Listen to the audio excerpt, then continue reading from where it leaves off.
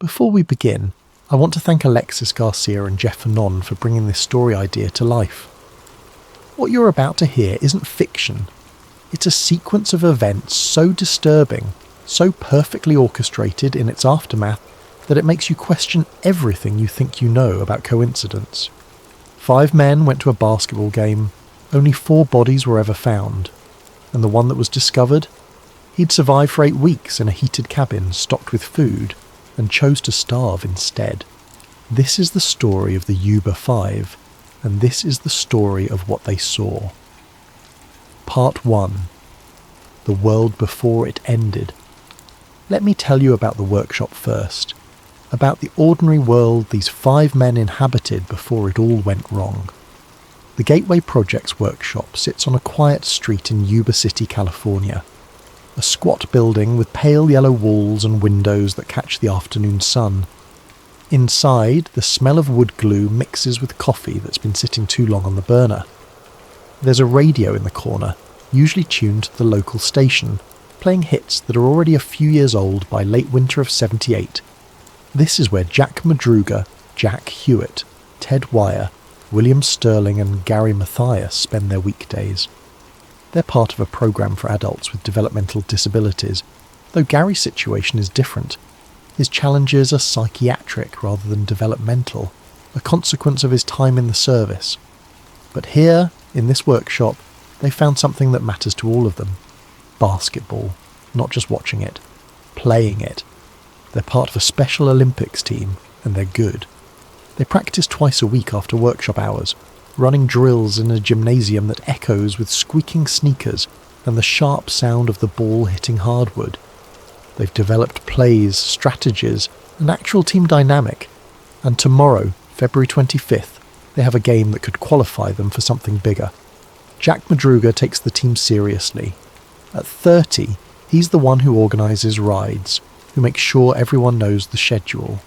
He's stocky, strong, with thick dark hair and a moustache that he trims every Sunday without fail.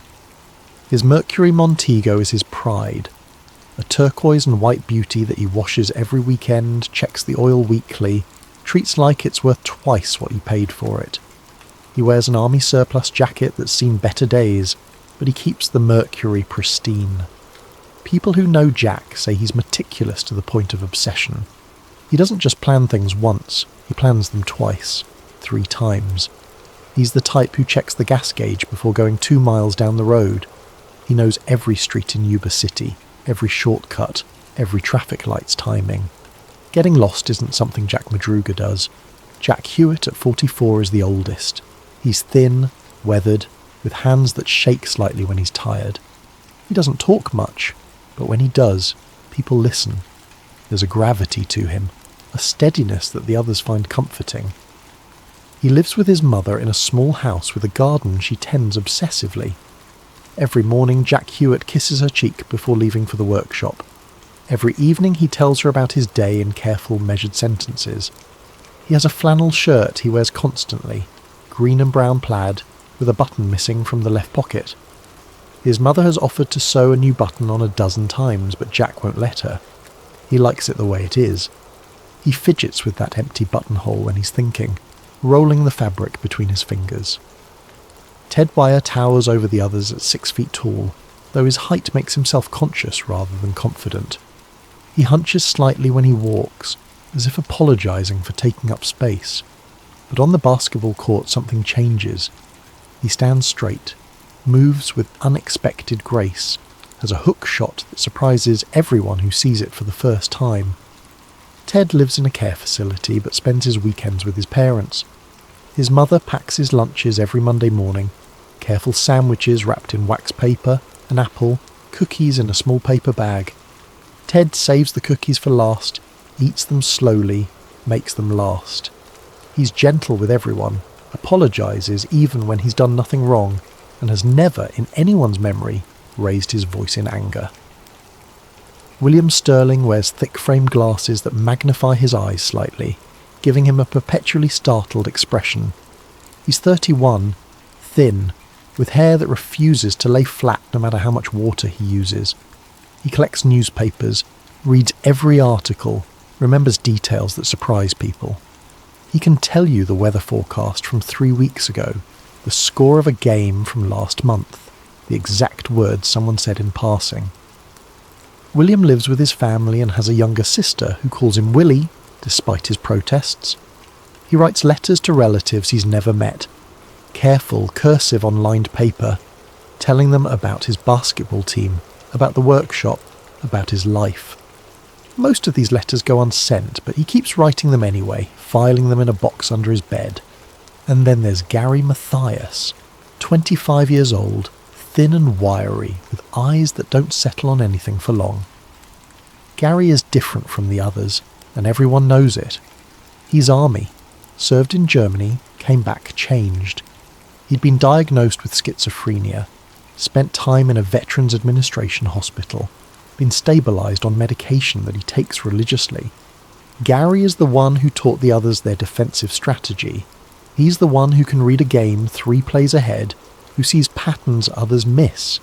When he's on his medication, he's focused, sharp, almost too alert.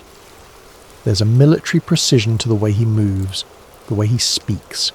He sits with his back to walls, watches doors, notices when things are out of place. His mother worries constantly, keeps his medication in a careful schedule, marks each dose on a calendar. She calls the workshop every afternoon to make sure he's taken his noon pill. She counts the days he's been stable like she's defusing a bomb, waiting for something to go wrong. But lately Gary has been good, really good. The longest stable stretch he's had since coming home, and basketball seems to help. It gives him structure, purpose, a team that depends on him. These 5 men, different backgrounds, different challenges, different lives, but connected by this workshop, this team, this shared goal. And on Friday, February 24th, they're all excited about the same thing, watching the Gateway Gators play before their own big game tomorrow. The plan is simple. Drive to Chico, 45 minutes north, watch the game, drive home, get rest for tomorrow. Jack Madruga has already checked the route twice, even though he's driven to Chico dozens of times. Gas tank filled that afternoon. Weather checked, cold, but clear. Everything planned, simple, straightforward, nothing that could possibly go wrong. Part 2. The last normal night. The Mercury Montague pulls out of Jack Madruga's driveway at 6:30 in the evening. The sun is already down, winter dark settling over Yuba City like a blanket. Inside the car, the 5 men are in good spirits. Ted has brought a thermos of hot chocolate his mother made. Gary is reading the game program he picked up last week. William is talking about the statistics of both teams, numbers flowing in his careful, measured voice. Jack Madruga drives like he always does, steady, careful, exactly at the speed limit. He's wearing his army surplus jacket over a collared shirt. The Mercury's heater hums, fighting against the cold. The radio plays something low, country music that no one's really listening to. Jack Hewitt rides in the passenger seat, quiet as usual, watching the road. His hand keeps moving to that missing button on his flannel shirt, a unconscious gesture. He's thinking about tomorrow's game, about the play they've been practicing, about not letting the team down. In the back, Ted is folded into the seat, long legs angled awkwardly. He's excited in the way Ted gets excited. Quiet, internal, but you can see it in the way he can't quite sit still. He's been looking forward to this all week. They all have. William sits beside Ted, glasses catching the occasional passing streetlight. He's got a newspaper folded in his lap. Yesterday's edition, already read, but he likes having it with him. Comfort object, his sister calls it. William doesn't mind. Gary sits in the middle, alert in that particular way he has, watching the road, the other cars, the landscape, always watching. But tonight he seems relaxed, as close to at ease as Gary gets. He's wearing a denim jacket over a flannel shirt, boots that still have military precision in their lacing. The drive to Chico is uneventful. They take Highway 99, merge onto other roads Jack knows by heart. They talk about tomorrow's game about their chances, about the celebration they'll have if they win. Ted wants pizza. William wants to get their picture in the newspaper. Gary says they should focus on playing well. Winning will follow. They arrive at the college gymnasium just as the game is starting. The parking lot is half full, cars still streaming in. Inside, the gym is warm, loud with the particular sound of a basketball crowd. Shoes squeaking on polished floors, the rhythmic bounce of balls during warm-up. Conversations echoing off concrete walls.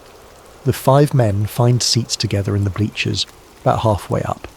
Good view. Ted holds the thermos of hot chocolate, sharing it among them. They buy popcorn from a vendor, pass it down the line. Gary is studying the players, the way they move, already thinking about strategy. The game is close, competitive. The Gators are down at half-time but rally in the third quarter. The crowd is loud, engaged. The 5 men cheer at the right moments, groan at missed shots, live in the simple pleasure of watching good basketball. In the fourth quarter, a man sitting 2 rows down turns around. Later, much later, he'll tell investigators he remembers them. 5 men, obviously together, obviously enjoying themselves. Normal, that's the word he'll use, completely normal. He noticed them because they were so engaged with the game, so genuinely happy. The Gators win by 6 points. The gym erupts. People file out slowly, still talking about the final play, the shot that sealed it. Outside, the cold hits like a wall. Breath fogs. Car engines turn over, reluctant in the winter air. Jack Madruga leads them to the Mercury, parked under a streetlight. The turquoise and white paint gleams.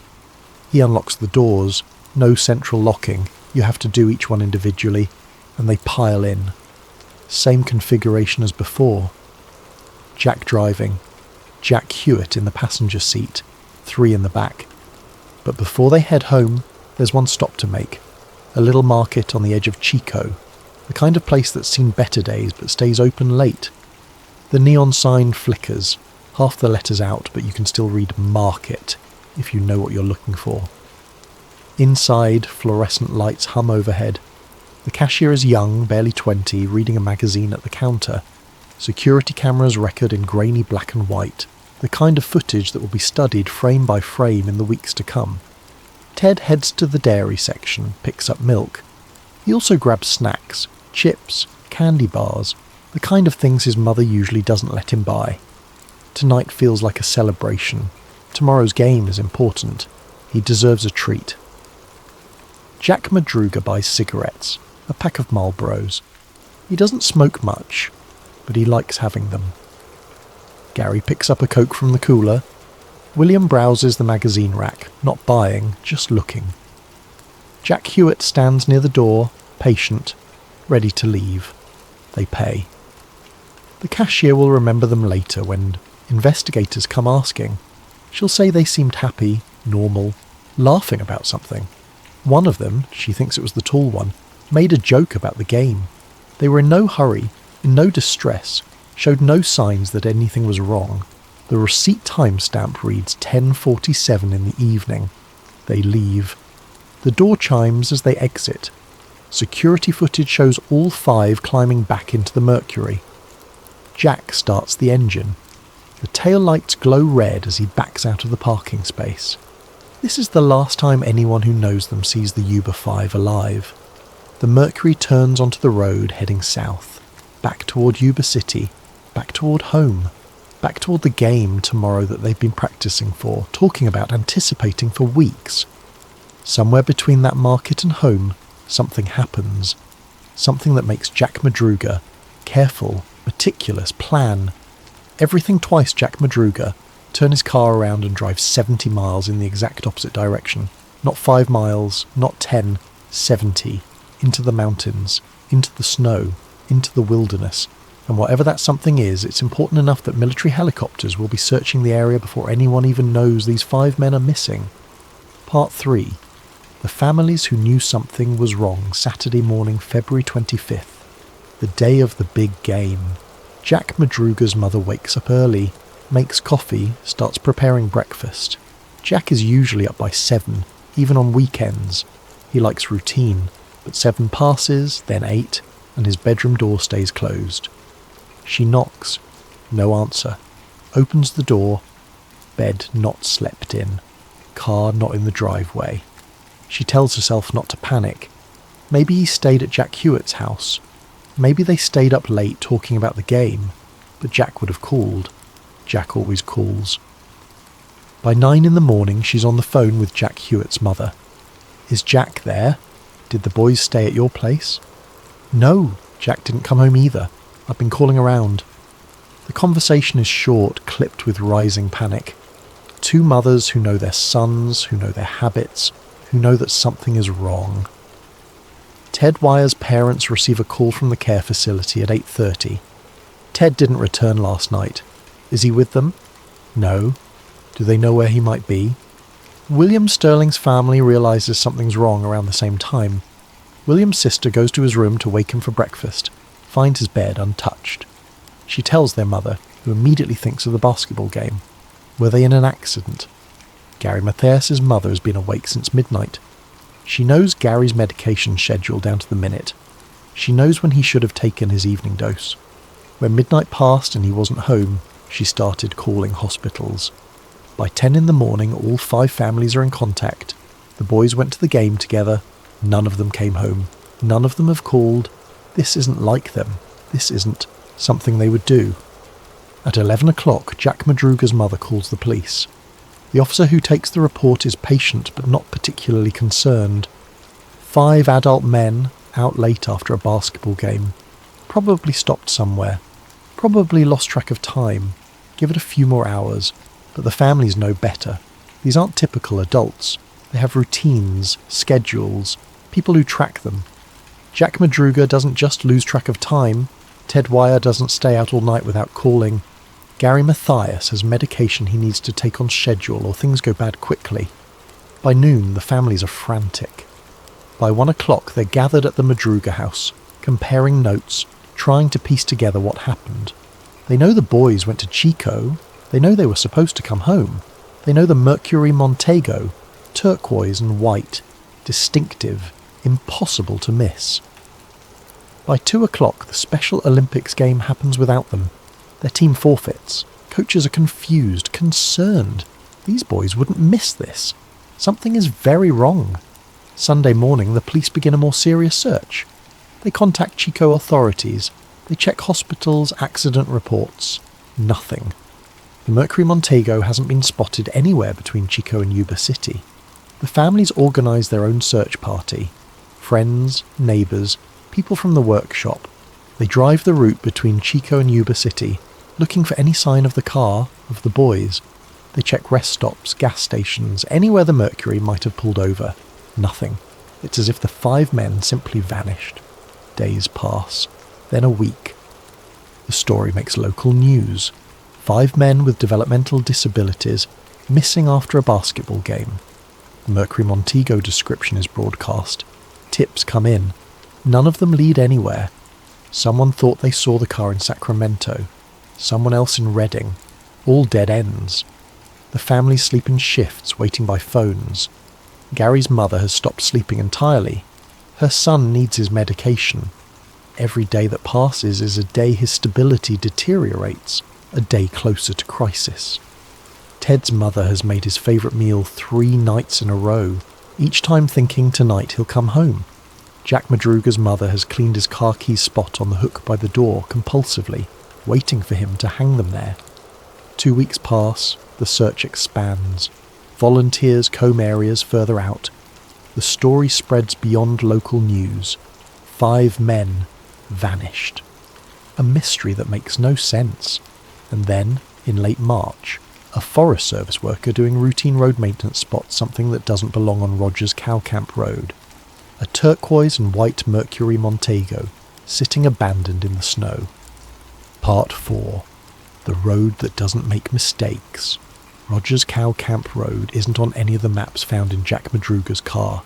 It's not a road you stumble onto by accident. It's not even marked clearly from the main highway.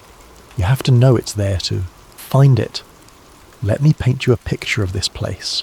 From Yuba City, heading north toward Chico, you're driving through familiar California landscape. Towns, farms, suburban sprawl giving way to rural areas. It's the kind of drive where you can set cruise control and think about other things. But Rogers Cow Camp Road is 70 miles in the opposite direction. Not north toward Chico and then home. East, into the mountains, into the Plumas National Forest, where elevation climbs and civilization thins out. To reach this road, you have to leave the main highway, navigate a series of increasingly rural routes, then find a turnoff that's barely marked. In February, with snow on the ground, at night it would be nearly impossible unless you knew exactly where you were going. The road itself is maintained by the Forest Service primarily for logging operations. In summer, it's passable. In winter, it's treacherous, narrow, winding, covered in snow and ice. The kind of road where one wrong move puts you over the edge into a ravine. Local loggers, when interviewed after the discovery, are unanimous in their assessment. You don't end up on Rogers Cow Camp Road by mistake. You go there intentionally, or someone who knows the area takes you there. The Mercury is found 25 miles up this road, at an elevation of over 4,000 feet. It's sitting perpendicular to the road, as if it had been carefully parked rather than abandoned in panic. Snow surrounds it, but the car itself isn't buried. It's been there for weeks, but protected somewhat by tree cover. When authorities first approach the vehicle, everything looks wrong. Or rather, everything looks too right. The doors are closed, not flung open. The windows aren't broken. There's no sign of impact, no damage to the body. It looks like someone parked here deliberately and walked away. Inside, the scene is equally puzzling. The keys are gone. Not in the ignition, not on the floor, not in the glove compartment. Gone. But the gas gauge shows the tank is nearly half full. Enough to drive back down the mountain. Enough to have kept the engine running for warmth for hours. The maps found in the car, Jack's careful collection of routes he knows, don't show Rogers Cow Camp Road. There's a wrapper from the snacks Ted bought at the market in Chico. There's an opened pack of Marlboros on the dashboard, only 2 cigarettes missing.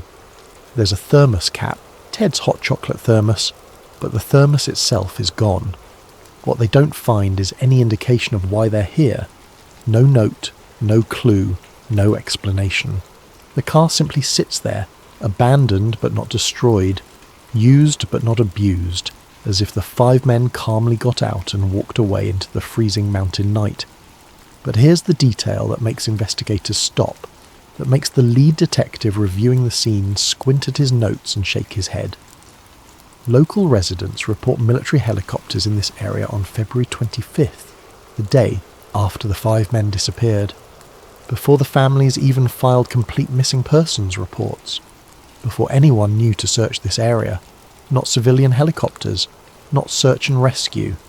Military aircraft, flying low grid patterns over the forest, the kind of systematic search that suggests they knew something was in this area and were looking for it specifically.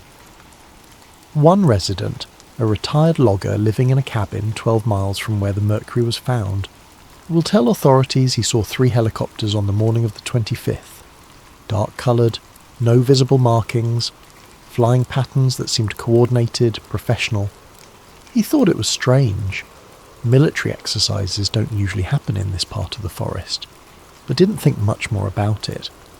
Until weeks later when he hears about the missing men, until he realises those helicopters were searching for something the day after the Yuba 5 vanished, before anyone knew they were missing. When he contacts authorities to report this, his statement is taken, filed, and then somehow it doesn't make it into official reports. The helicopter sightings are mentioned briefly, then dismissed as possibly unrelated, possibly misidentified civilian aircraft, possibly misremembered dates. But the retired logger is certain. February 25th, morning, 3 military helicopters, grid search pattern. He's seen enough helicopter operations in his life to know what he's looking at. The investigating officers stand by the Mercury, looking at the scene, trying to make sense of it. One of them, a sheriff's deputy named Frank Coleman, will later tell his wife that something felt wrong about the whole thing. Not just the mystery of how they got there or why they left. Something else. Something about the way the scene felt staged. Too clean, too organised. He'll never put that in an official report. Just tells his wife over dinner one night months later after a few drinks. Says it felt like someone had sanitised the area, made it look like a simple case of people getting lost. But his wife will remember. Years later, when people start asking questions, she'll remember her husband saying, "That scene looked managed." Part 5. The Witness.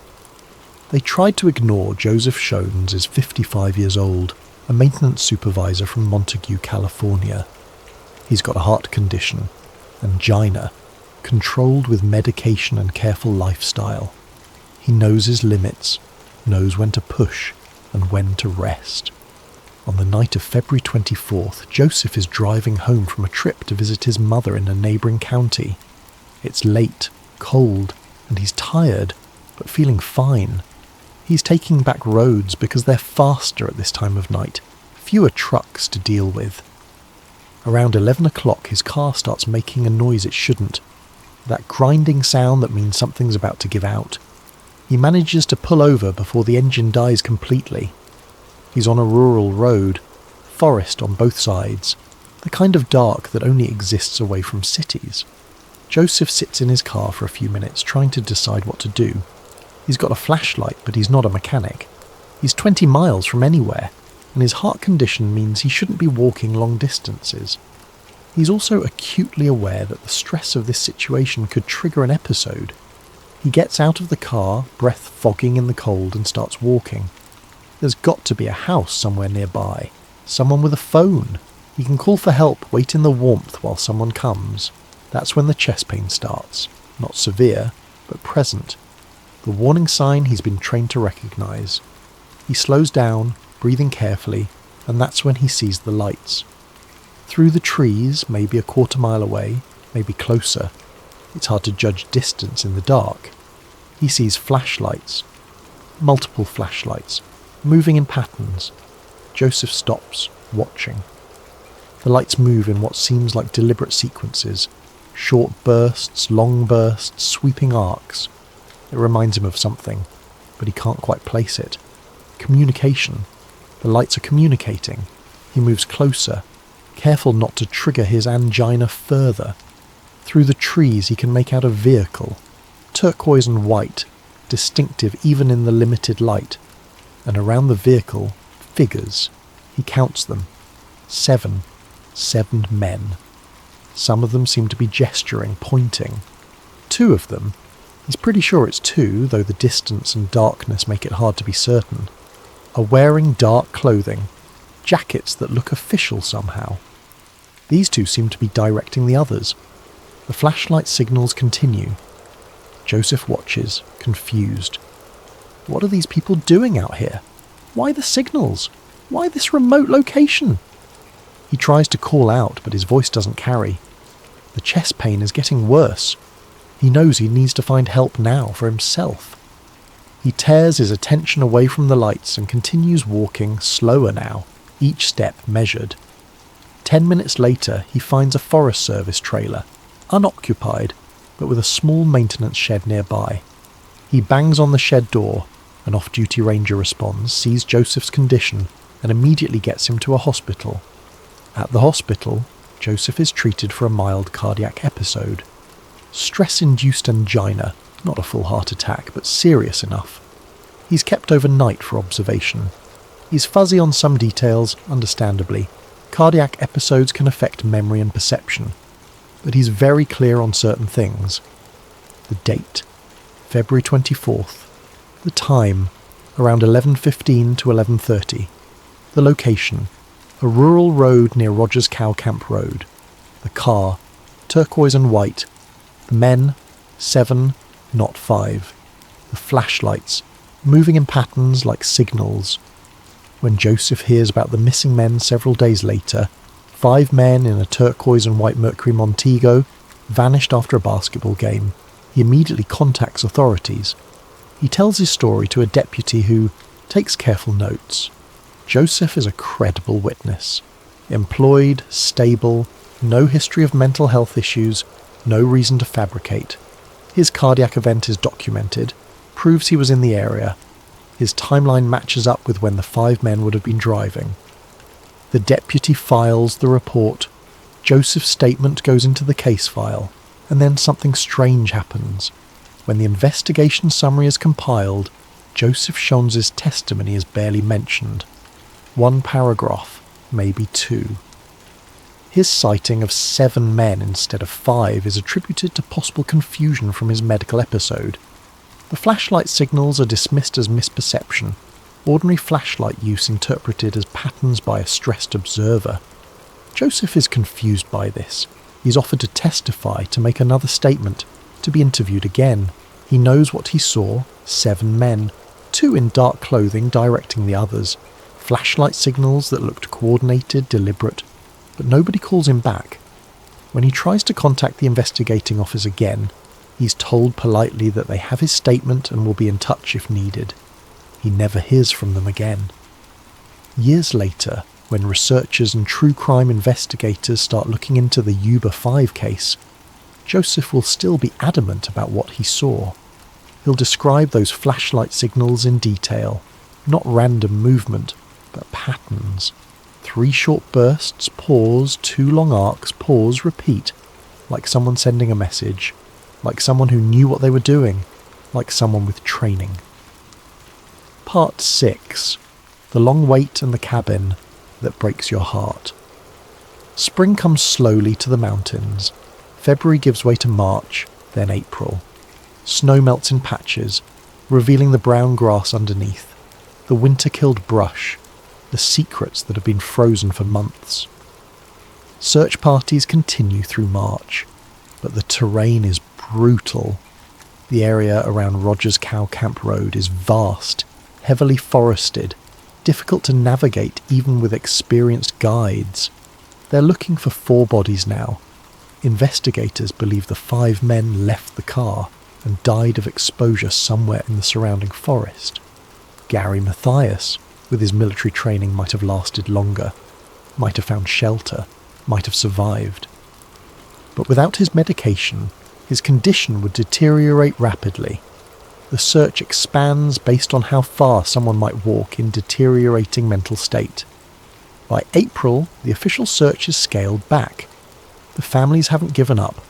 They're still organising volunteer sweeps on weekends, but authorities have dedicated resources elsewhere. 5 men walked into the wilderness in winter. The likely outcome is tragic but straightforward. When the snow melts completely, the bodies will probably be found. In May, that prediction starts to come true. A group of turkey hunters find skeletal remains near a creek bed, approximately 4 miles from where the Mercury was abandoned. Dental records confirm it's Jack Madruga. Cause of death, exposure and hypothermia. The medical examiner estimates he died within days of the disappearance, likely from a combination of cold and exhaustion. 2 weeks later, more remains are found about a mile from the first site. Jack Hewitt. Same cause of death, similar timeline. A month after that, William Sterling's remains are discovered. Scattered by wildlife, difficult to piece together a complete picture, but the conclusion is the same. Exposure, hypothermia, death within the first week. 3 of the 5 accounted for. The families finally have closure, or at least the beginning of it. Funerals are held. The community mourns. The story starts to fade from the news, but Ted Wire and Gary Mathias remain missing. 2 men still unaccounted for. The searches continue, but with less intensity. The assumption is that their remains will eventually turn up, just like the others. It's just a matter of time and luck. In mid-June, the Forest Service maintenance team is doing routine checks of high-elevation facilities. There's a trailer up near Rogers Cow Camp Road, about 20 miles from where the Mercury was found, accessible by a rough hiking path. It's a simple structure, built to houseworkers during the summer season. It's stocked with supplies, has a propane heater, meant to be a shelter if anyone gets caught in bad weather. The team consists of 3 men. They're checking inventory, making sure vandals haven't broken in over the winter, ensuring the propane system is still functional for the upcoming season. They approach the trailer and immediately smell something wrong. That sweet, heavy smell of decomposition that's unmistakable once you've encountered it. The door is ajar. Inside, on a bed pushed against the far wall, lies what remains of Ted Wire. The scene stops them cold. Not just because of the body, but because of everything around it. Ted is lying on top of the bed, covered with blankets. 8 blankets in total, layers of them, each one carefully placed. His body is skeletal. He weighed over 200 pounds when he disappeared, and the medical examiner will later estimate his weight at death was barely 90 pounds. He had lost more than half his body mass. His feet are wrapped in makeshift coverings, rags and pieces of fabric torn from clothing. The wrappings are stained with old blood, dark brown and black. When the examiner unwraps them later, they'll find that frostbite had destroyed both feet. The flesh was necrotic, bones visible in places. Walking would have been excruciating. The feet tell a story of someone who walked a long distance in inadequate footwear through snow and cold. But here's what makes the scene shift from tragic to incomprehensible. The trailer is stocked with food. Military sea rations, canned goods, dried provisions. Enough food to have sustained one person for months. The food is stacked neatly on shelves, unopened, untouched, except for one thing. A few cans have been opened and partially eaten, but most of the contents were left to spoil rather than fully consumed. The propane tank that powers the heater is 3/4 full. The heater itself is functional. The Forest Service team tests it, works perfectly. One flip of a switch, turn of a dial, and the trailer could have been warm and livable. Ted Wire spent somewhere between 8 and 13 weeks in this trailer, the medical examiner's estimate based on decomposition and the timeline, and he had access to heat and food the entire time. But he barely used either. He starved to death with food on the shelves. He froze to death with a working heater and fuel to run it. This isn't the behaviour of someone who's confused or panicked. This is something else entirely. The medical examiner's report will note several details that don't fit typical exposure deaths. Ted's body shows signs of prolonged starvation, gradual weight loss over weeks, not sudden death from cold. His internal organs show the characteristic changes of someone who died slowly from lack of nutrition. The frostbite on his feet was severe but survivable if treated. The damage was done early, probably in the first few days after the disappearance, but he continued to survive for weeks after. The placement of the blanket suggests he was coherent enough to cover himself repeatedly. This isn't someone who died of sudden hypothermia. This is someone who was trying to stay warm but not using the available heater. The opened food cans suggest he knew how to access food, but chose not to eat most of it. A few bites here and there, just enough to technically extend survival, but nothing approaching adequate nutrition. It's the behaviour of someone following instructions, someone who's been told not to touch things, someone who's waiting for permission that never comes. Outside the trailer, investigators find evidence of a camp, the remains of a fire, long cold, pieces of torn fabric and shoes, 2 pairs of shoes. One pair is Ted's, the boots he'd been wearing when he disappeared, removed at some point left outside. The other pair belongs to Gary Mathias, military boots, well maintained, the kind Gary would have worn. They're placed neatly side by side, not scattered, not thrown, placed. But there's no sign of Gary. No body, no remains, no clothing except the boots. Just the boots, sitting outside the trailer where Ted died. The investigators photograph everything, bag everything, document everything. The scene is processed with the kind of thoroughness usually reserved for homicides. And then, within 48 hours of the discovery, something unusual happens. Military personnel arrive. Part 7. The silence that descends. The Forest Service team that discovered Ted's body reports their find to local authorities on June 19th. By June 20th, the County Sheriff's Department has investigators on site. By June 21st, the story hits regional news. By June 22nd, there are people at the trailer who nobody invited. Frank Coleman, the sheriff's deputy who'd been troubled by the Mercury scene, is one of the investigators assigned to process the trailer. He arrives early on the morning of the 22nd, ready to do a second sweep of the area, when he notices vehicles he doesn't recognise. 2 SUVs, dark-coloured, no visible agency markings, parked on the access road leading to the trailer. Men in casual clothing, jeans, flannel shirts, hiking boots, but something about them reads professional. Military haircuts, the way they move, the way they're coordinating. Frank approaches them, identifies himself as County Sheriff's Department, asks what agency they're with. The answer is vague. Federal cooperation, assisting with the investigation. Don't worry about it. Frank isn't satisfied, but also doesn't have the authority to push. Federal agencies do sometimes involve themselves in cases like this, especially when there are unusual circumstances. He makes a note to ask his supervisor about it later. By afternoon, there are more of them. 6 men total, working in pairs, doing their own sweep of the area around the trailer. They have equipment, metal detectors, cameras, measuring tools. They're methodical, professional, thorough. By evening they're gone. All of them. The SUVs disappear. The men leave no paperwork, no contact information, no indication of which agency they represented. Frank reports this to his supervisor, who makes some calls. FBI says they have no personnel in the area. DA says the same. National Park Service, Forest Service. Every federal agency he contacts says they didn't send anyone. So who were those men?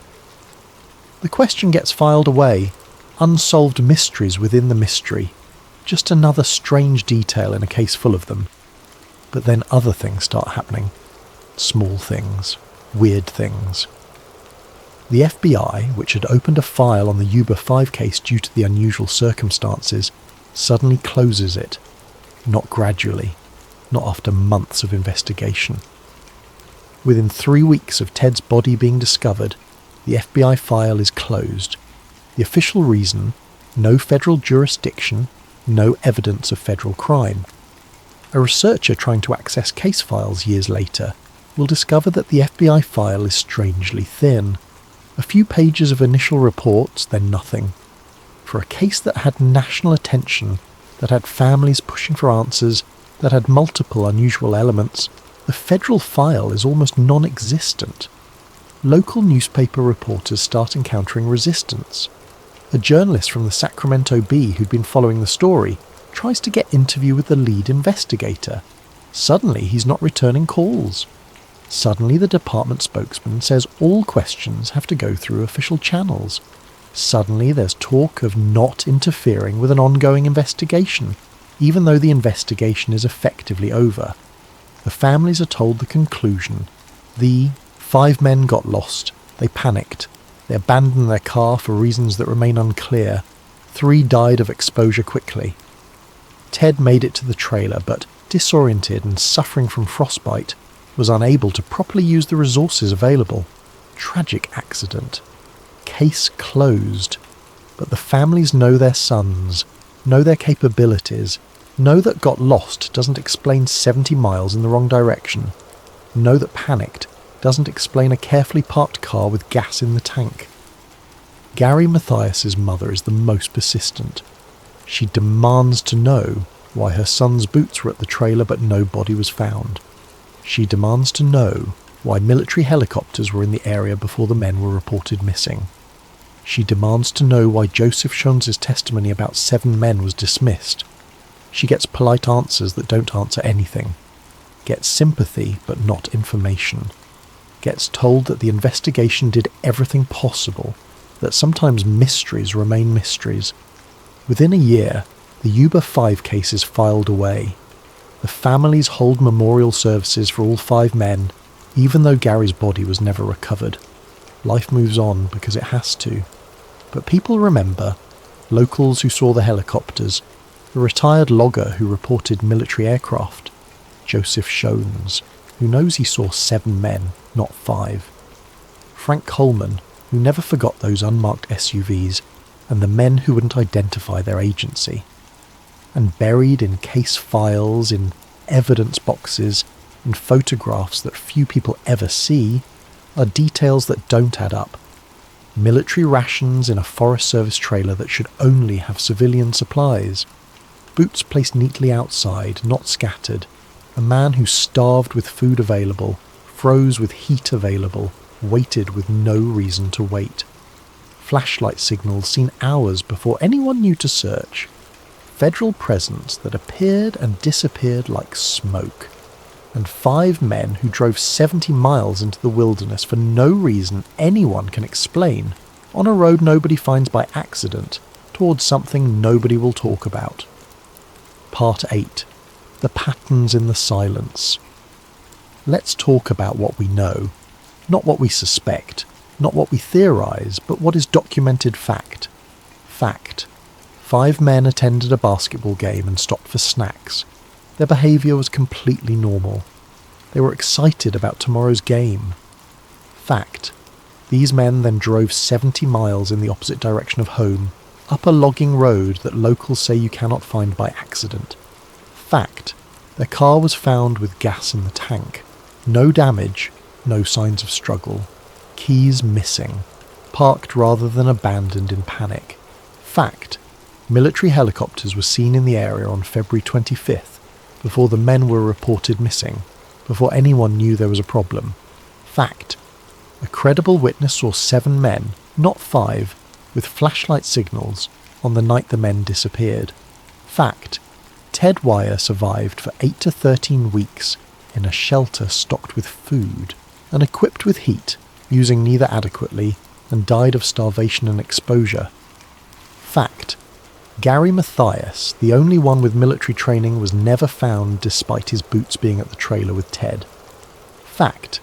Federal personnel, identified as such by law enforcement but unattached to any agency, secured the area after Ted's discovery. Fact. The FBI closed its file within weeks despite the case having multiple unexplained elements. Now let's talk about patterns. Because these facts, when arranged, form a pattern that anyone who studied intelligence operations or containment procedures will recognise. Late night encounter in remote area. The 5 men were intercepted between Chico and home. Something made Jack Madruga turn his car. Not mechanical failure, the car worked fine, not getting lost. Jack knew every road in the area. Something deliberate. Relocation to isolated location. They were directed or led to Rogers Cow Camp Road, a location that requires specific knowledge to find. This is classic containment protocol. Move witnesses away from populated areas to limit exposure. Military response before civilian awareness. Helicopters searching on the 25th, before families filed complete reports. This indicates prior knowledge that something happened in that area, that something needed to be found or secured. Additional personnel witnessed. Joseph Shones saw 7 men, 2 in dark clothing directing the others. These 2 are never identified, never found, never explained. They're the handlers in this scenario. Witness compliance behaviour. Ted waiting in the trailer without using resources. This is what happens when someone is told to stay put, not touch anything, wait for extraction. He followed instructions until his body gave out. Selective removal. Gary Mathias, the one with military background who might understand what they witnessed, is removed from the scene. His boots are left as evidence he was there, but he never shows up dead or alive. This is extraction protocol. Rapid federal involvement and withdrawal. Federal presence that appears, secures the area, and vanishes. FBI file that opens and closes suspiciously fast. This is cleanup, sanitization of evidence. Now let's talk about operations that would require this level of response in late February 78 in a remote California forest. Training exercises involving classified equipment or personnel. The kind that requires isolation and security, covert meetings or exchanges, intelligence operations that need to happen away from surveillance. weapons or technology testing, the kind that can't happen on official military ranges because of oversight, material transfers, things moving from one party to another, far from official channels. Any of these would explain the location choice. Isolated, limited access, known only to people with specific knowledge. Any of these would explain military presence. Any of these would make civilian witnesses a significant problem. And here's what you do with witnesses in this situation. When they're not criminals, not threats, just wrong place, wrong time, you don't eliminate them overtly. Too many questions, too much investigation, you relocate them. Move them somewhere isolated under official seeming pretense. Tell them they've witnessed something classified. Tell them to stay put for processing. Use their vulnerability, their tendency to follow authority. You plan for extraction. Someone will come back, process them properly, handle the situation. But something goes wrong. Weather, timing, changed priorities. The extraction never happens. The witnesses die of exposure. Natural causes. Tragic but explainable. And the one who survives longest? He's been told to wait, not touch anything, follow instructions. So he does. Until waiting kills him. The one with military training who might recognise what he's seen, who might not comply as easily. He's extracted separately, either debriefed and relocated, or eliminated in a way that leaves no body to ask questions about. And when it's all over, when the bodies are finally found, you sanitize. Federal teams secure the area. They remove anything that might indicate what really happened. They ensure the official story stays simple. 5 men got lost, tragedy, end of story. This is how containment works. Not movie-style executions and conspiracies. Real-world, mundane, efficient handling of a security breach. Make it look natural. Make it look simple. Make sure nobody asks the right questions. And it works. The case goes cold. The families grieve. The public forgets. And somewhere in a classified file that will never see daylight, there's a report about an incident in February 78. An incident involving unauthorized civilians. An incident that was contained successfully with acceptable losses. Epilogue. The truth they won't let you find. I can't prove any of this. That's the point. That's how these things work. The evidence that would prove it is gone, destroyed, or classified beyond civilian reach. The witnesses who matter are dead or disappeared. The officials who could confirm it are bound by clearances and compartmentalization. All we have are the inconsistencies, the questions no one will answer, the patterns that suggest something far more deliberate than 5 men making a series of increasingly irrational decisions. We have Joseph Shones, dismissed despite his immediate and detailed report. We have military helicopters in the air before anyone knew to look. We have Ted Wire, starving in abundance, waiting for someone who never came. We have Gary Mathias, vanished so completely it defies natural explanation. We have a road that nobody finds by accident and a location that suggests planning rather than panic. We have federal presence that appeared and disappeared like smoke, leaving no paper trail. We have an FBI file that opened and closed with suspicious speed. And we have silence. Official, institutional, impenetrable silence that descends whenever anyone pushes too hard on the wrong questions. The Yuba 5 didn't freeze to death because they got lost. They froze to death because they were inconvenient, because they saw something, or were in the wrong place, or posed a risk to something bigger than their individual lives. They were witnesses. And witnesses, when they see the wrong thing at the wrong time, don't always get to just go home. Sometimes they drive 70 miles into the mountains and never come back. Sometimes they wait in heated cabins with full pantries and still starve. Sometimes they disappear so completely that even their shoes tell a different story than their absence. And sometimes, all these decades later, people like us read about it and know in that deep instinctive way that transcends proof, that what we're being told is not what actually happened.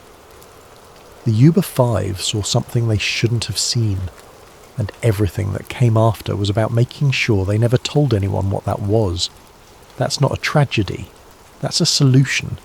And solutions like that don't come from 5 men making bad decisions on a cold February night. They come from people who have the resources, the authority and the motivation to make problems disappear into the mountains and never come back. Think about that.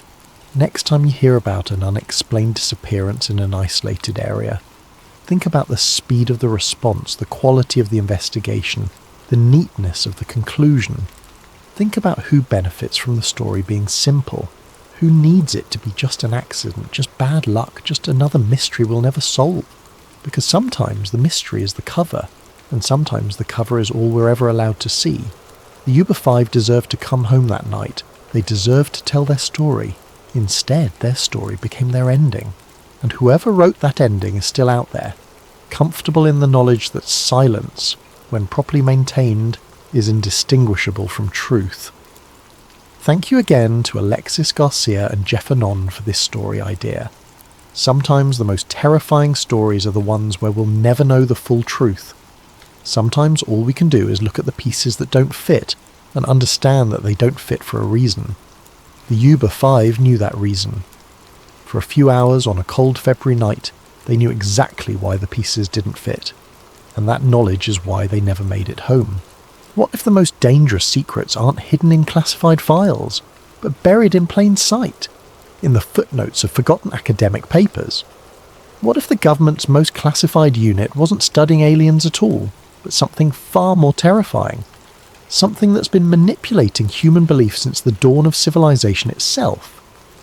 Before we dive into tonight's story, I want to give a shout out to Jeffernon 1772 for suggesting this incredible topic. Your video ideas keep sleep theories going, so please drop your suggestions in the comments below. And if you're enjoying these deep dives into the unknown, make sure to hit that like button and subscribe. Trust me, you won't want to miss what's coming next. Now let's talk about the Collins Elite and why they might be the most important government program you've never heard of. I wasn't looking for UFOs, I was looking for a way to pay rent. The gig economy had chewed me up and spit me out more times than I cared to count. Web design, freelance writing, even a brief stint delivering food, nothing stuck. But when Dr. Martinelli at the university offered me work as a research assistant, scanning old theological dissertations for the digital archive, I jumped at it.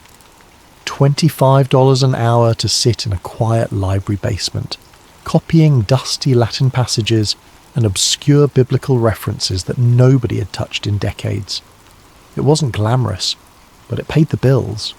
The work was mind-numbing mostly. Endless pages of theological debates from the 1950s and 60s, written by seminary students who were probably dead by now. The Augustinian interpretation of angelic hierarchies, post-war perspectives on demonic manifestation, scriptural analysis of divine intervention in modern context. Heavy stuff, but about as exciting as watching paint dry. I'd been at it for 3 months when I found the reference that changed everything. It was October, around 2 a.m. I was halfway through a 1963 thesis titled Angelic Manifestations in Modern Times, 324 pages of dense theological argumentation by a seminarian named Marcus Whitmore. The kind of paper that made me question every life choice that had led me to that basement. I was scanning page 187, a particularly dry section about contemporary witness testimony, when a footnote caught my eye. It wasn't the content that stopped me, it was the context. The main text was discussing reports of luminous beings, witnessed by various clergy members throughout the 1950s. Standard religious stuff, the kind of mystical experiences that show up in seminary papers all the time. But the footnote read, "For governmental perspective on similar phenomena, see Collins Elite Memorandum 1957, classification status unknown." I stared at that line for a full minute.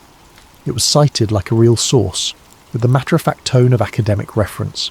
No explanation, no context, just there. The problem was, this wasn't a section about government or politics. It was about angels. And the thesis was written by a seminary student, not a political science major. So why was he referencing what sounded like a classified government document in the middle of a paper about divine manifestations. I made a note and kept scanning, but the reference nagged at me. Collins Elite. It sounded official, maybe military, but why would a religious scholar in 1963 have access to classified material, and why would he cite it so casually, as if his readers would know what he was talking about? The next day, I couldn't concentrate on my assigned documents. Instead, I found myself searching the university's digital catalogue for any mention of Collins Elite. Nothing came up in the main database, but I had access to some of the restricted theological archives through Dr. Martinelli's login credentials. That's where I found the second reference. It was in a 1959 lecture transcript from a Catholic seminary in Maryland. The speaker was Father Benedict Toretti, discussing unusual spiritual encounters in the post-war era. Most of the lecture was standard theological fare, but near the end, during what appeared to be an informal Q&A session, someone asked about government interest in religious phenomena. Father Toretti's response was brief but loaded. There are those in Washington who understand that not all mysteries can be solved with science. The Collins Elite represents a different approach to certain questions, but we must be careful not to mistake understanding for wisdom or documentation for truth. The transcript noted uncomfortable silence after this comment, and the lecture ended shortly thereafter. 2 references, 2 religious contexts, both suggesting that Collins Elite was some kind of government program dealing with spiritual or supernatural phenomena. But why were religious scholars the only ones talking about it? And why did they all seem nervous about it? I spent the rest of the week diving deeper into the theological archives. The pattern that emerged was both fascinating and disturbing. Collins Elite didn't show up in UFO journals or conspiracy magazines. It didn't appear in scientific papers or military histories. Instead, it haunted the footnotes of religious documents like a ghost that only clergy could see. A 1958 exorcism report from a priest in New Mexico mentioned consultation with Collins Elite regarding non-terrestrial influences. A 1962 seminary paper on demonic deception in the modern age included a cryptic reference to Collins Elite protocols for distinguishing spiritual from extraplanetary phenomena. A 1961 lecture on comparative religion contained a single chilling line. As the Collins Elite has documented, the same entities that once appeared as gods now masquerade as visitors from the stars. Each reference was brief, almost coded, like the authors were speaking to an audience that would understand the implications without needing explanation. And always, the references appeared in contexts dealing with the supernatural, the spiritual, the otherworldly, but never in the way you'd expect. These weren't discussions of government cover-ups or alien conspiracies. They were warnings, theological warnings about deception, about false prophets, about entities that wore whatever mask humanity was willing to believe. I was starting to get a picture of something much stranger than a typical black project. Collins Elite wasn't studying UFOs the way the Air Force was. They were studying them the way the Catholic Church studied demons. The breakthrough came from an unexpected source, a misfiled document.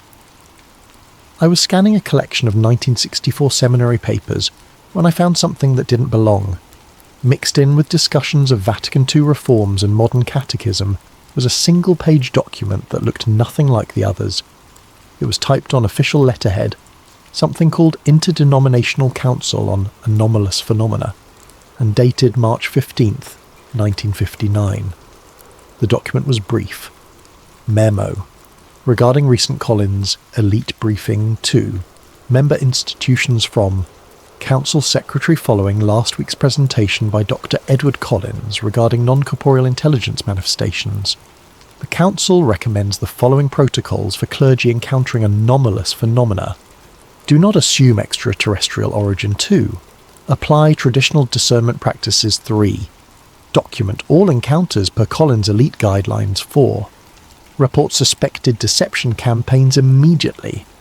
Remember, the same entities that demanded worship as Baal and Moloch now request our trust as benevolent space brothers. The mask changes, the deception remains constant. Father Michael Torino, Council Secretary. My hands were shaking as I read it. This wasn't just a reference to Collins' elite. This was evidence of direct collaboration between the program and religious institutions. They were briefing clergy on how to handle UFO encounters, but from a theological perspective.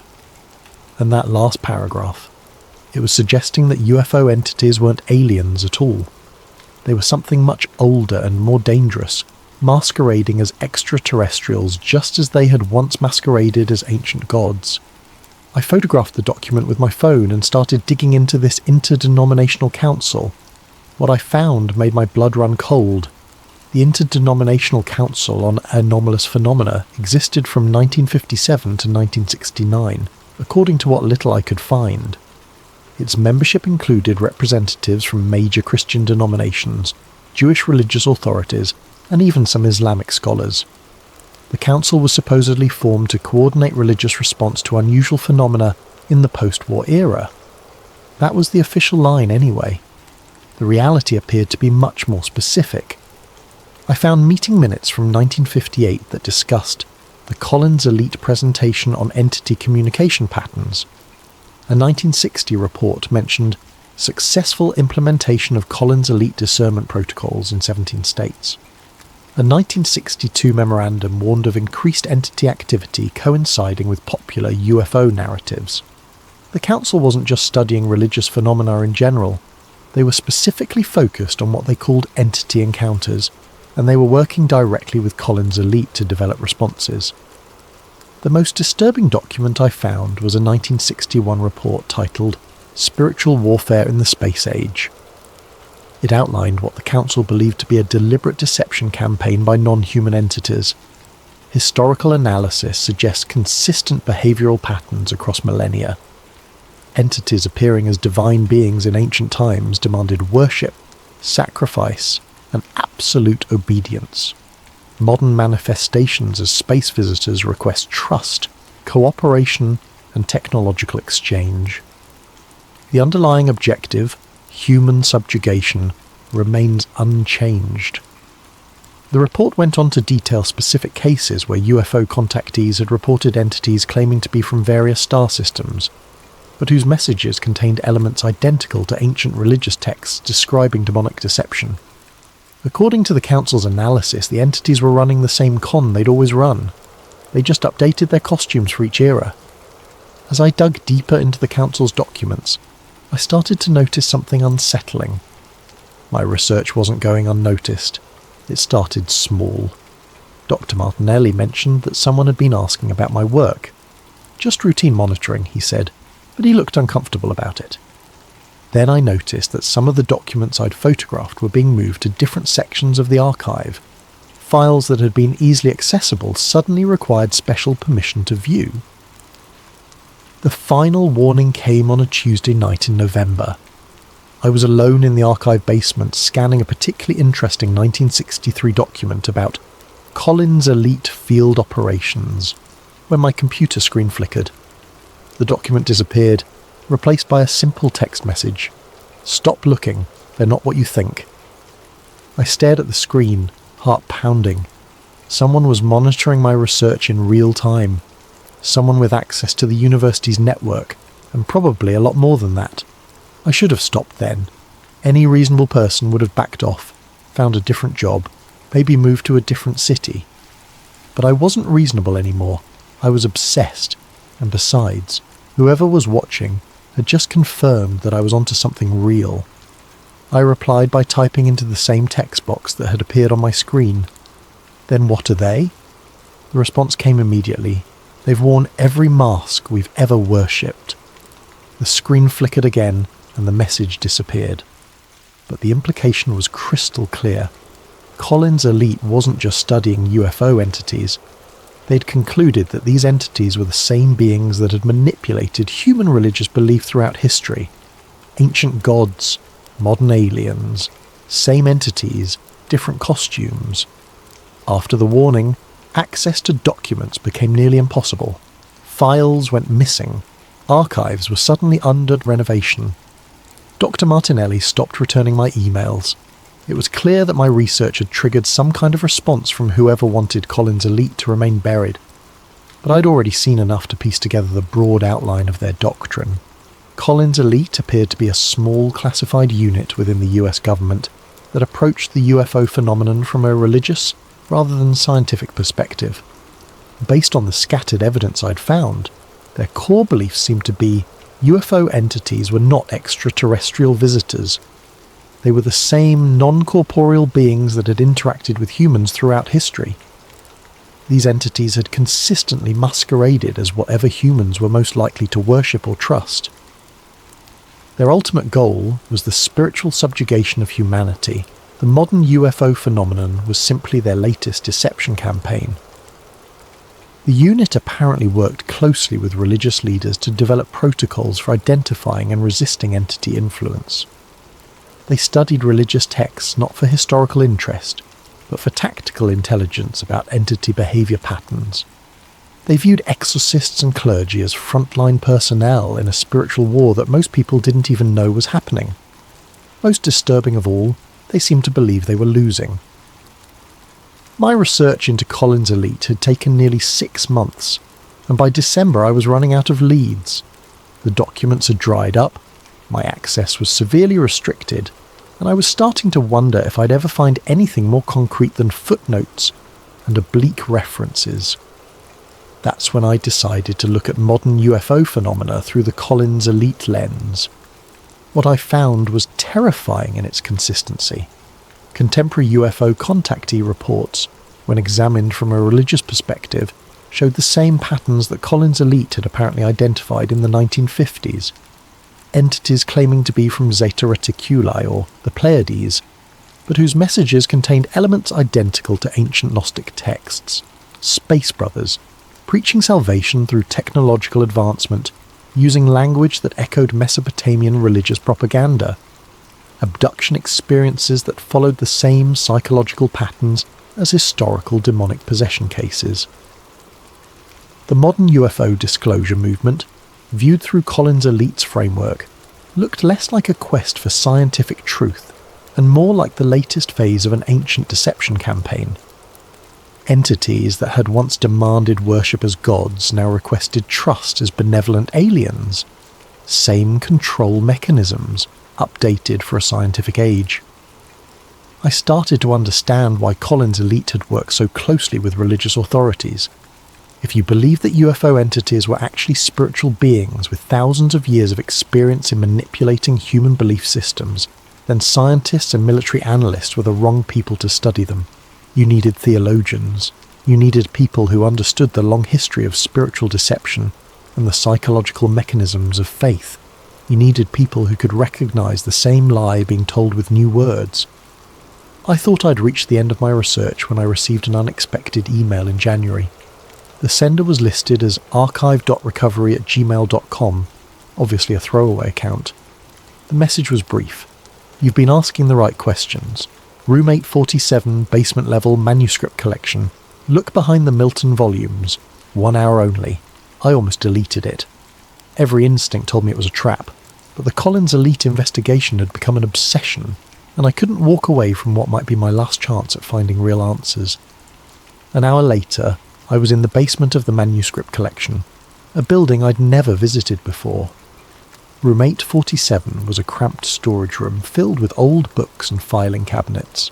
The Milton volumes were easy to find, a complete set of Paradise Lost editions dating back to the 1800s. Behind the books, taped to the back of the shelf, was a manila envelope. Inside was a single document that changed everything I thought I knew about Collins Elite. It was typed on official US government letterhead, dated August 12, 1969, and marked Eyes Only Collins Elite Termination Report. The document was brief but explosive. Memorandum for the record subject, termination of Collins Elite program. Effective immediately. All Collins Elite operations are suspended indefinitely. Program termination follows unanimous recommendation by Collins Elite senior staff. Reason for termination: successful entity infiltration of program hierarchy.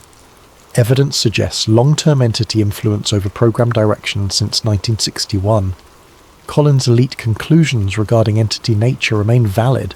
However, program itself has been compromised beyond recovery. All Collins Elite personnel are reassigned. All documents classified at highest levels. Religious community partnerships terminated, interdenominational council dissolved, public disclosure of Collins Elite findings is prohibited under national security provisions. Final assessment. The entities we sought to understand and counter have proven more sophisticated than anticipated. They have successfully used our own investigation against us, turning our knowledge into a tool for their agenda. The Collins Elite program has become part of the deception we were created to expose. Any future investigation of these phenomena must proceed under the assumption that traditional government and academic institutions are compromised. Minus Dr. Edward Collins, Program Director. I read the document 3 times before the implication sank in. Collins Elite hadn't just been terminated because of budget cuts or bureaucratic reshuffling. It had been terminated because the entities they were studying had infiltrated and co-opted the program itself. The Watchers had been turned into accomplices, and if that was true in 1969, what did it mean for every government UFO program since then? Sitting in that storage room, holding what might be the last authentic Collins Elite document ever created, I finally understood the true scope of what I'd uncovered. Collins Elite hadn't been a fringe program run by religious zealots. It had been a serious government investigation that reached a conclusion so disturbing that the entities being studied had been forced to destroy it. The program had gotten too close to the truth, so the truth had destroyed the program. But what was that truth? Based on everything I'd found, Collins Elite had concluded that the UFO phenomenon was not extraterrestrial contact, but rather the latest phase of an ancient psychological operation. Non-corporeal entities, call them demons, call them interdimensional beings, call them whatever you want, had been manipulating human belief systems for millennia. They had appeared as gods to ancient peoples, demanding worship and sacrifice. They had manifested as angels and devils to medieval societies, shaping religious doctrine. And now they were appearing as alien visitors to a technological civilization, promoting their agenda through the language of science and space exploration. The genius of it was that each generation thought they were encountering something new. Ancient peoples saw divine visitation. Medieval believers saw spiritual manifestation. Modern witnesses see extraterrestrial contact. But according to Collins Elite, it was always the same entities, always running the same basic deception, always working toward the same goal, the spiritual and psychological subjugation of humanity. The entities had realized that direct worship was no longer feasible in a scientific age, so they had adapted, presenting themselves as technologically advanced aliens who could offer humanity salvation through scientific advancement. Instead of demanding worship, they requested trust. Instead of requiring sacrifice, they asked for cooperation. But the underlying dynamic remained the same, humans giving up their autonomy to beings who claimed to have their best interests at heart. And if Collins Elite was right, the modern UFO disclosure movement was simply the latest phase of this deception campaign. The termination document explained why I'd never heard of Collins Elite in any mainstream UFO research. It wasn't being covered up by the government to hide alien contact. It was being covered up because the government itself had been compromised by the entities Collins Elite was studying. Think about it. Every major government UFO program since Collins Elite, Project Blue Book, AA-TIP, the UAP Task Force, had approached the phenomenon from a purely technological perspective. They studied craft capabilities, flight patterns, potential propulsion systems. They never asked the questions Collins Elite had been asking. What do these entities actually want? Why do their messages always promote dependence rather than independence? Why do their promises of enlightenment always require surrender of human agency? Those questions weren't being ignored by accident. According to the termination document, they were being actively suppressed by entities who had learned to work within government and academic institutions. The modern UFO research community, the disclosure advocates, the scientists studying anomalous aerial phenomena, they might all be sincere in their efforts, but they were asking the wrong questions. They were looking for extraterrestrial contact when they should have been looking for spiritual deception. And that meant that every major UFO revelation of the past 50 years might actually be part of the deception Collins Elite had tried to expose. I left that storage room with more questions than answers, but one thing was crystal clear. Collins Elite had tried to warn us, and we hadn't listened. Worse, we might not be capable of listening because the entities they warned us about had apparently learned to control the conversation. Over the following weeks, I tried to verify the termination document through official channels. I filed Freedom of Information Act requests. I contacted government historians. I reached out to former intelligence officials. The responses were universally the same. No record of any program called Collins Elite existed in official government files. But that didn't mean the program had never existed. It just meant that someone had been very thorough in erasing it. The more I thought about it, the more the Collins Elite scenario made sense of things that had always bothered me about the UFO phenomenon. Why did entity messages always promote technological dependence rather than spiritual development? Why did alien contact always require humans to abandon their traditional belief systems? Why did every promised revelation turn out to be just another layer of mystery? According to Collins Elite, it was because the entities weren't trying to enlighten us. They were trying to control us. And the best way to control a technologically advanced species was to convince them that salvation could only come through higher technology, provided by beings who claimed to have humanity's best interests at heart. The ancient formula, updated for a scientific age. After finding the termination document, I thought my Collins Elite investigation was over, but 2 weeks later, I received another cryptic email from the same archived recovery account. You found the termination report. Good. Now find the real archive. Dr. Elena Rodriguez, Georgetown University Theology Department. Tell her Marcus sent you. I almost ignored it. The rational part of my brain was screaming that I was already in too deep, that whoever was feeding me information might be leading me into something dangerous. But the name Marcus rang a bell. Marcus Whitmore, the author of that first 1963 thesis, where I'd found the Collins Elite reference. Could he still be alive? Dr. Rodriguez's office was in a converted Victorian house on the Georgetown campus, tucked between the main theology building and an old chapel. When I mentioned that Marcus had sent me, her reaction was immediate and alarming. She locked her office door, closed the blinds, and pulled out a device I later learned was a radio frequency detector. 62 years, she said quietly, sweeping the device around the room. 62 years Marcus has been waiting for someone to follow the trail far enough to find him. He's 91 years old and still afraid they're listening. Dr. Rodriguez led me through a maze of basement corridors beneath the theology building to a climate-controlled storage room I never could have found on my own. Inside, Marcus Whitmore sat surrounded by filing cabinets that looked like they'd been moved there decades ago. He was ancient, but his eyes were sharp and alert. "You're the one asking about Collins Elite," he said. It wasn't a question. "Eleanor tells me you found the termination report. That means they decided you were ready." They? The survivors. The ones who got out before the infiltration was complete. He gestured to the filing cabinets around us. "We've been maintaining our own archive for over 50 years. Everything the government tried to bury, we preserved. What Marcus showed me over the next 6 hours changed everything I thought I knew about Collins Elite, and about the scope of the deception they had uncovered. Collins Elite hadn't begun as a government program at all.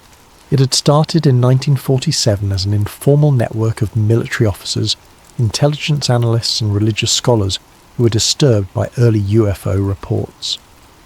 What bothered them wasn't the craft themselves, but the messages being delivered by the entities inside them.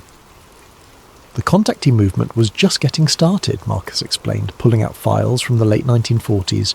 George Adamski, Daniel Fry, Truman Bethurum, all these people claiming contact with benevolent space brothers.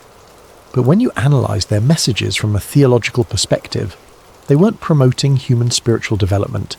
They were promoting dependence. The early Collins Elite had conducted detailed analyses of contactee messages and found disturbing patterns.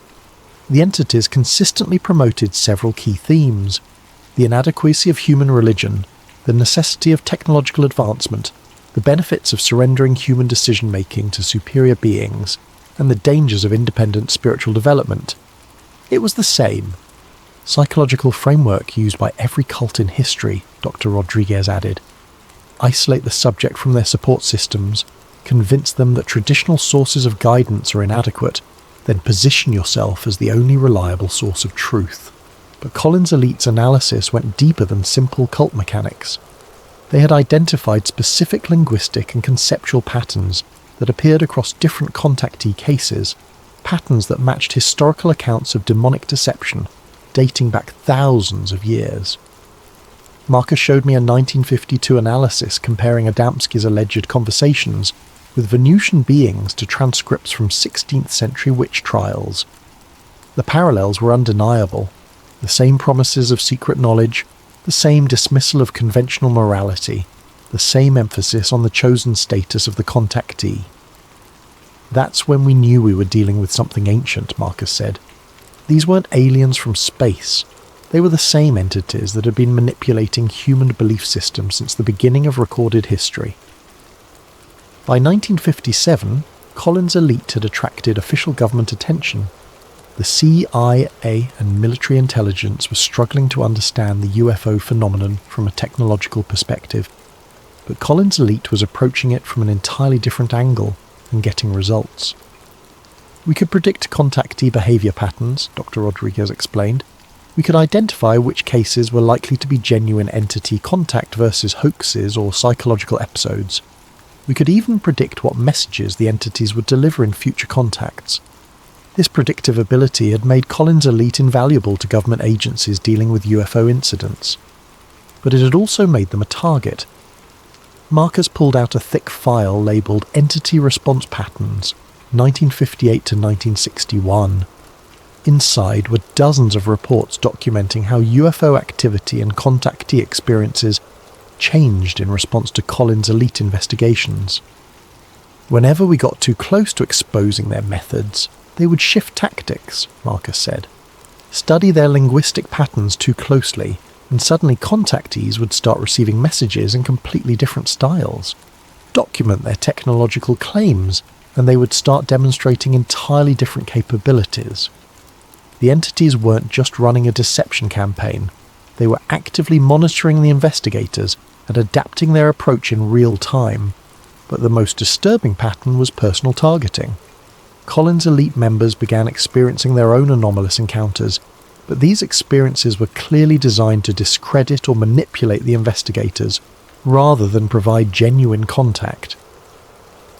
Dr. Edward Collins himself was contacted in 1960, Marcus revealed. The entity claimed to be from Rigel and offered to provide him with advanced technology in exchange for shutting down the Collins elite program. When he refused, the encounters became increasingly threatening. Other Collins elite members reported similar experiences, contact attempts that seemed designed to either co-opt them or drive them out of the program entirely.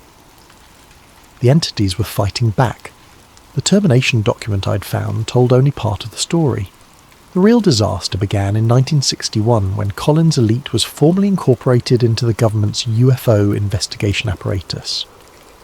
That was our mistake, Marcus said bitterly. We thought official recognition would give us more resources, better access to witness testimony, protection from entity retaliation. Instead, it gave them access to us. With official status came new personnel assignments, government oversight, and integration with other classified programs. Collins' elite's small, tight-knit network of trusted researchers was suddenly flooded with new members whose backgrounds couldn't be thoroughly vetted. The infiltration was subtle at first, Dr. Rodriguez explained. New analysts who would subtly shift the focus of investigations, administrative personnel who would lose crucial documents, supervisors who would redirect resources toward more promising lines of inquiry. By 1965, original Collins elite members were reporting that their research conclusions were being systematically altered before reaching higher-level officials. Analyses emphasizing the deceptive nature of entity contact were being rewritten to focus on potential technological benefits. Warnings about spiritual manipulation were being deleted entirely. Marcus showed me internal memos from 1966 to 1968, documenting the growing suspicion among original Collins elite members that their program had been compromised. They began conducting parallel investigations using secure channels, trying to determine whether the infiltration was the result of foreign intelligence operations, bureaucratic incompetence, or something more sinister. By 1968, we had our answer, Marcus said grimly. It was the entities themselves. They had learned to work through human intermediaries, people who might not even be consciously aware that they were being influenced. The evidence was subtle but damning. New Collins elite personnel consistently made decisions that served entity interests, redirecting investigations away from deception analysis, promoting contactees who delivered pro-entity messages, suppressing research that exposed manipulation tactics. The final proof came when Dr. Collins tried to present his findings to the Defense Intelligence Agency in 1969, Dr. Rodriguez said. His presentation was completely rewritten between the time he submitted it and the time it was delivered. Instead of warning about entity deception, it recommended increased cooperation with UFO intelligences. That was when the original Collins elite members realized their program had been completely subverted. The Watchers had become the watched, and the watched had become the watchers. Rather than fight a battle they couldn't win within government channels, the original Collins elite members made a radical decision. They would fake the program's termination while secretly continuing their research through private channels. The termination report you found was genuine, Marcus explained, but it wasn't the end of Collins elite. It was the beginning of the real investigation. Using their existing contacts within religious institutions, academia and government, the Collins elite survivors established a covert network for continuing their research. They couldn't publish their findings or seek official recognition, but they could continue gathering evidence and developing their understanding of the entity deception campaign. We've been operating continuously for over 50 years, Dr. Rodriguez said, documenting entity activity, analysing their evolving strategies, tracking their infiltration of various institutions. The underground Collins elite had identified several key developments since 1969. The entities had largely abandoned individual contactee operations in favour of influencing institutions directly. Rather than delivering messages through isolated individuals who could be easily dismissed, they were now working through respected scientists, government officials and religious leaders. They had also shifted their primary narrative from spiritual enlightenment to technological salvation. Instead of promising cosmic consciousness or spiritual advancement, they were now focusing on environmental solutions, clean energy, and space exploration. Most significantly, they had begun preparing for mass disclosure rather than gradual revelation. The underground Collins elite believed this represented the final phase of a deception campaign that had been in development for decades.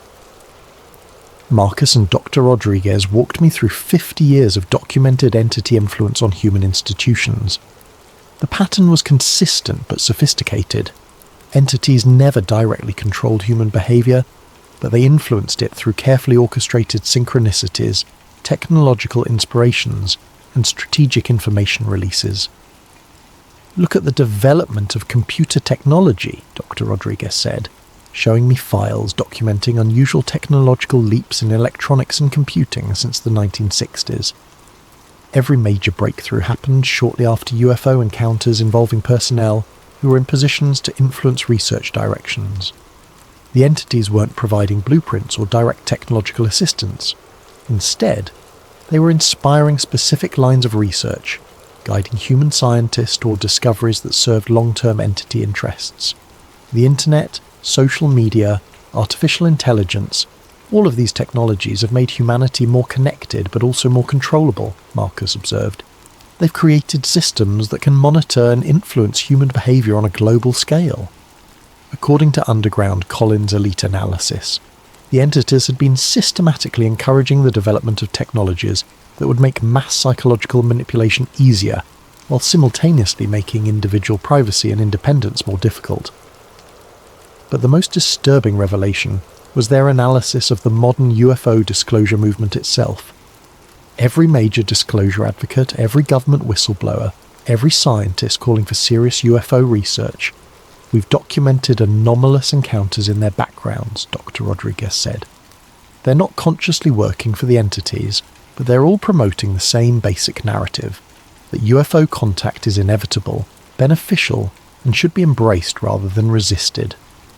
The underground Collins elite had identified specific psychological themes being promoted through disclosure advocates.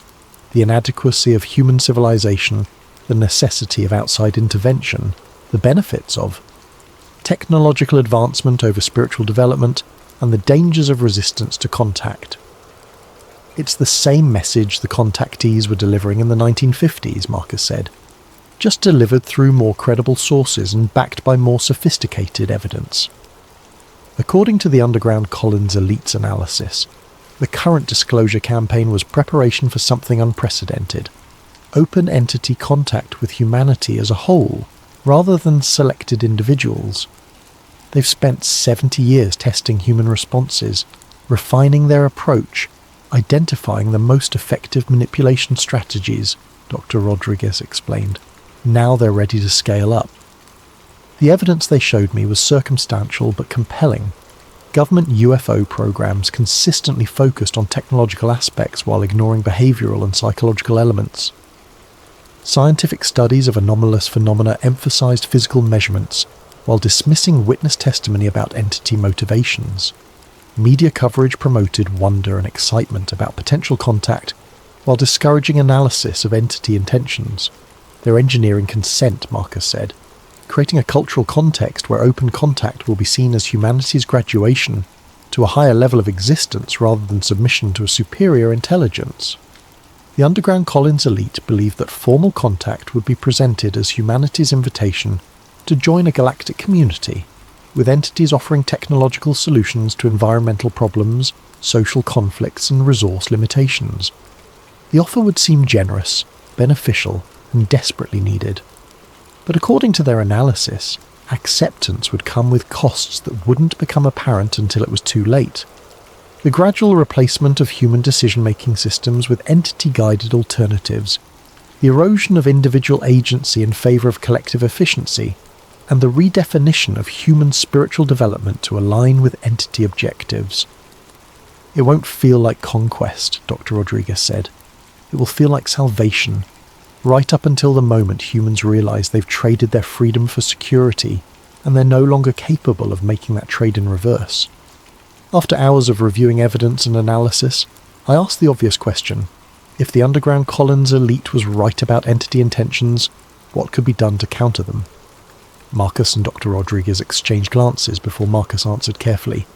Individual resistance is possible but difficult, he said. The entities rely on collective consent and institutional cooperation.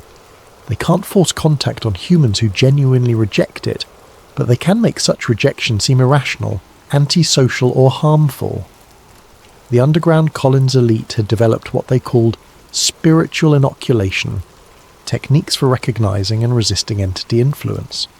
These included traditional religious practices like prayer and meditation, but also more analytical approaches, questioning the source and motivation behind any message promoting dependence, examining whether proposed solutions increased or decreased human agency, and maintaining strong connections to human community and traditional wisdom. The entities are masters of isolation and dependency, Dr. Rodriguez explained. Their influence is weakest when humans are connected to each other and to their own spiritual traditions, and strongest when individuals feel cut off from community and traditional sources of guidance. But individual resistance wouldn't be enough if the entities succeeded in achieving mass consent for contact. The underground Collins elite believed that their most important function was preserving and disseminating knowledge about entity deception methods, so that future generations would have the tools needed to recognize and resist manipulation. That's why we've maintained this archive, Marcus said, and why we're sharing it with you now. The disclosure campaign is accelerating, and we may not have much time left to prepare people for what's coming. As I write this, the UFO disclosure movement is reaching a crescendo. Government officials are admitting that anomalous aerial phenomena are real. Military personnel are testifying about encounters with craft displaying impossible capabilities. Scientists are calling for serious study of the phenomenon. The public is being prepared for some kind of revelation. But if Collins' elite was right, that revelation might be the culmination of a deception campaign that began thousands of years ago. Think about how perfectly the current disclosure narrative fits the Collins elite framework. We're being told that non-human intelligence has been monitoring humanity, that these beings possess technology, that could solve our energy and environmental problems, that contact is inevitable and potentially beneficial. We're being encouraged to view disclosure as a positive development, a step forward in human evolution. But what if it's actually the final step in a plan that began when the first human looked at the sky and wondered if the gods were watching? The entities Collins' elite studied had thousands of years to perfect their understanding of human psychology.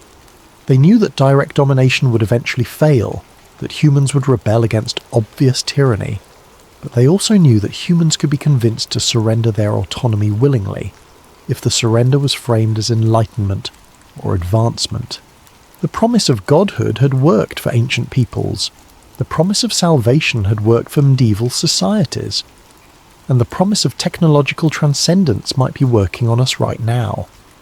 Marcus and Dr. Rodriguez had given me a framework for understanding the entity deception campaign, but they also gave me something more practical, a list of specific indicators that the final phase was beginning. We've been tracking these markers for decades, Dr. Rodriguez explained, showing me a comprehensive timeline of predicted developments. When all of them align, it means the entities believe humanity is ready for open contact. The first indicator was mainstream media normalization of UFO phenomena, not just reporting on UFO incidents, but actively promoting the idea that contact would be beneficial. According to their analysis, this phase had begun in earnest around 2017 and was accelerating rapidly. The second indicator was government disclosure of UAP reality without disclosure of government conclusions about entity intentions. They're admitting the phenomena are real, while carefully avoiding any discussion of what the entities actually want, Marcus noted. This creates public curiosity without public wariness. The third indicator was increased entity activity designed to demonstrate technological superiority while maintaining plausible deniability. The recent UAP videos released by the Pentagon fit this pattern perfectly. Clear evidence of advanced technology, but no direct communication or obvious threat. The fourth indicator was the emergence of credible advocates for contact within scientific, military, and government institutions.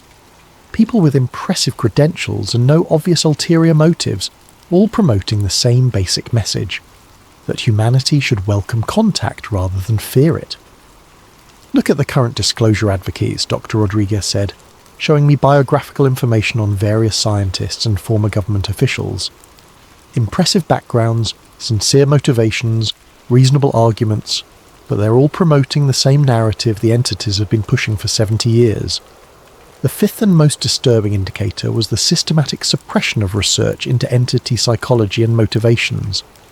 While technological aspects of UAP were receiving increased attention and funding, questions about entity intentions were being dismissed as unscientific or irrelevant. That's how you know the entities are controlling the conversation, Marcus said. Any investigation that might reveal their true agenda gets discredited or defunded, while investigations that support their preferred narrative receive institutional support. According to their tracking system, all 5 indicators were currently active and accelerating. The underground Collins elite believed this meant humanity was within years, possibly months, of formal entity contact. Before I left Georgetown that day, Marcus pulled me aside for a private conversation. "You need to understand what you're walking into," he said quietly. "Everyone who's gotten this deep into Collins elite research has faced the same choice. Drop the investigation or accept that your life is going to change in ways you can't predict or control." He told me about colleagues who had been discredited through carefully orchestrated academic scandals, researchers who had lost funding after questioning entity motivations, investigators who had experienced personal crises that conveniently redirected their attention away from UFO phenomena. The entities don't usually resort to direct intimidation, Marcus explained. It's much more effective to make resistance seem personally costly. Failed relationships, career setbacks, health problems, family conflicts, all timed to coincide with getting too close to the truth. He showed me files documenting the life trajectories of dozens of Collins elite researchers over the past 50 years. The pattern was consistent. People who backed away from the investigation generally experienced improved circumstances, while those who continued faced escalating personal difficulties. "I'm not trying to scare you off," Marcus said. But you need to know that this isn't just an intellectual exercise. The entities have a vested interest in controlling what humans believe about them, and they've had centuries to develop sophisticated methods for managing troublesome individuals. Dr. Rodriguez had faced similar pressures. Her tenure at Georgetown had been threatened twice due to budget constraints that mysteriously resolved themselves when she temporarily reduced her Collins elite research. Her marriage had ended during a period of intensive investigation into entity influence on religious institutions. Her health had suffered during the years she was most actively documenting entity deception patterns. "But here's the thing," she said. "The difficulties are real, but they're not insurmountable. The entities can make resistance costly, but they can't make it impossible. If they could simply eliminate troublesome humans, Collins Elite would never have existed in the first place." She believed that entity limitations were precisely why the deception campaign was necessary. If entities could control human behavior directly, they wouldn't need to spend decades engineering consent for contact. The fact that they relied on manipulation suggested that human free will, while vulnerable to influence, remained fundamentally intact. Over the following months, Marcus and Dr. Rodriguez introduced me to other members of the underground Collins Elite network. I was amazed by both the size and diversity of the group. Theologians and physicists, former intelligence analysts and current religious leaders, retired military officers and active researchers. What united them wasn't a shared background or ideology, but a shared conclusion that the UFO phenomenon represented a spiritual threat masquerading as a technological opportunity. Father Michael Torres, a Catholic exorcist based in New Mexico, had been documenting parallels between UFO encounters and demonic possession for 30 years. Dr. Rebecca Walsh, a psychiatrist specializing in religious experiences, had identified specific psychological patterns linking modern abduction accounts to historical accounts of spiritual deception. Colonel James Patterson, retired, former Air Force intelligence, had spent decades analysing UFO incident reports and concluded that entity behaviour was consistent with psychological warfare rather than scientific exploration. Each member of the network brought specialised knowledge and perspective, but all had reached similar conclusions about entity motivations and methods. More importantly, all had experienced some form of pressure or retaliation for their research, confirming the underground Collins Elite's assessment that entity influence extended far beyond individual contactee cases. "We're not conspiracy theorists," Dr. Walsh explained during one of our meetings. "We're researchers who followed the evidence to an uncomfortable conclusion. The UFO phenomenon is real, the entities are real, but their intentions aren't what they claim to be." The network had developed sophisticated methods for secure communication and information sharing, operating on the assumption that their activities were being monitored by both government agencies and entity-influenced individuals within those agencies. "We have to assume that any information we share through normal channels will be compromised," Colonel Patterson explained. "But we also can't become so paranoid that we stop sharing information entirely. The entities benefit from our isolation more than our communication."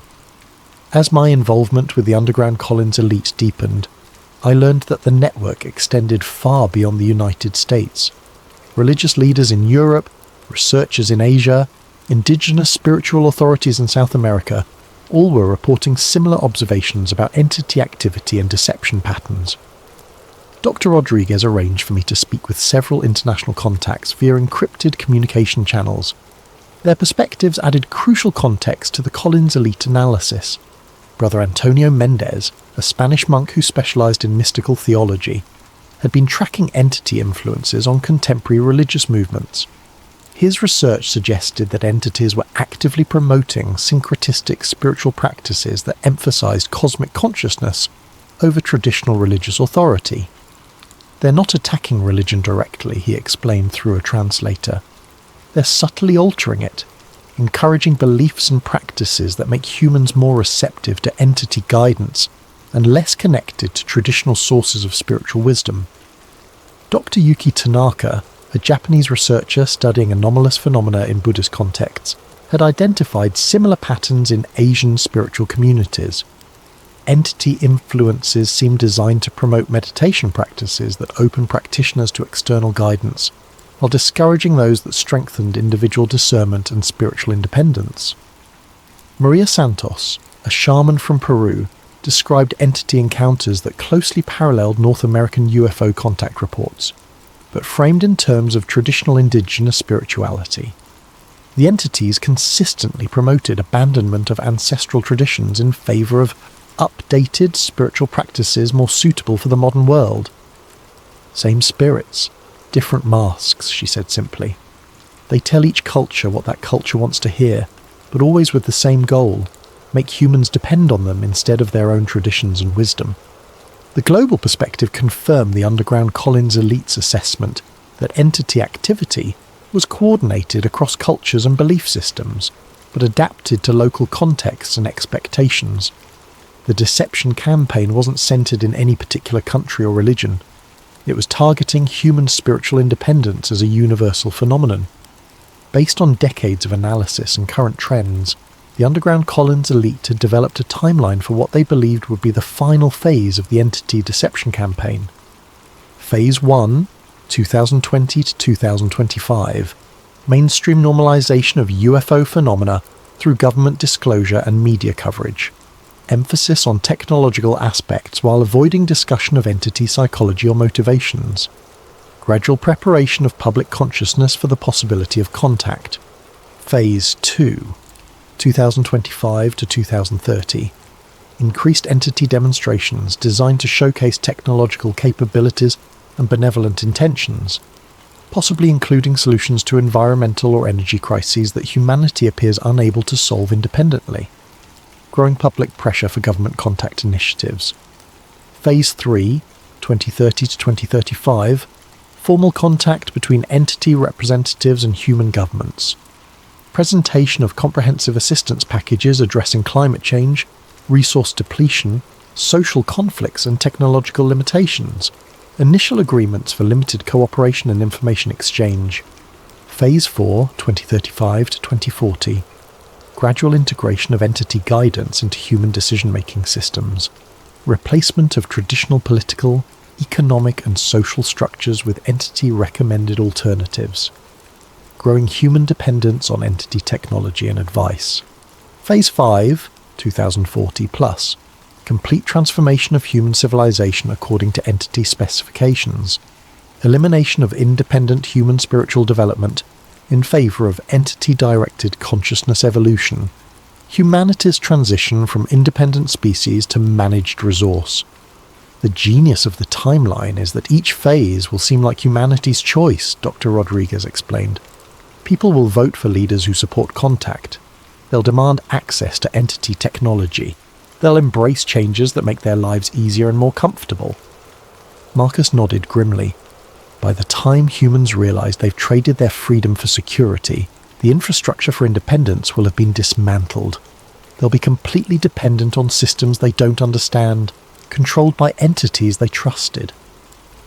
The timeline wasn't inevitable, according to underground Collins elite analysis, but it was highly probable unless humanity developed widespread awareness of entity deception methods and conscious resistance to manipulation. That's why we're talking to you, Marcus said, and why we've been talking to researchers like you for 50 years.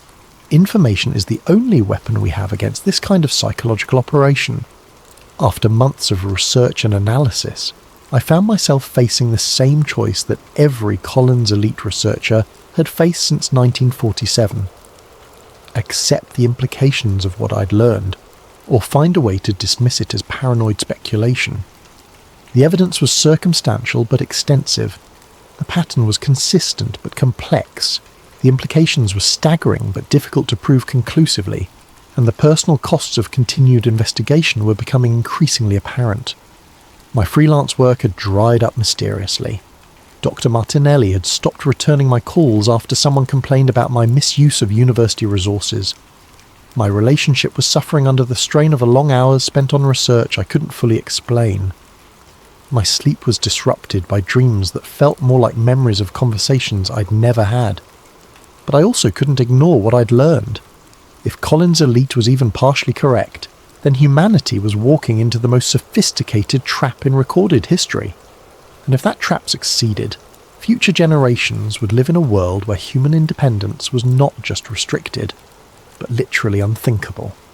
The choice, ultimately, was between personal comfort and collective responsibility, between individual security and species survival, between the easy path of accepting official narratives and the difficult path of questioning everything I thought I knew about humanity's place in the universe.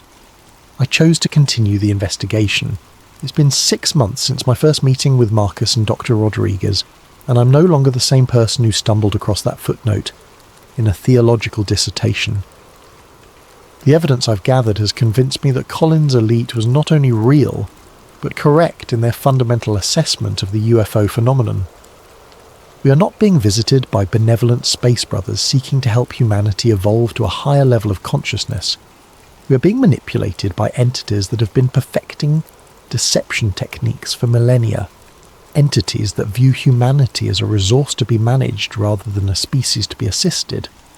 The current UFO disclosure movement, whatever the sincere intentions of its individual advocates, is serving entity interests by preparing humanity to welcome contact rather than question it.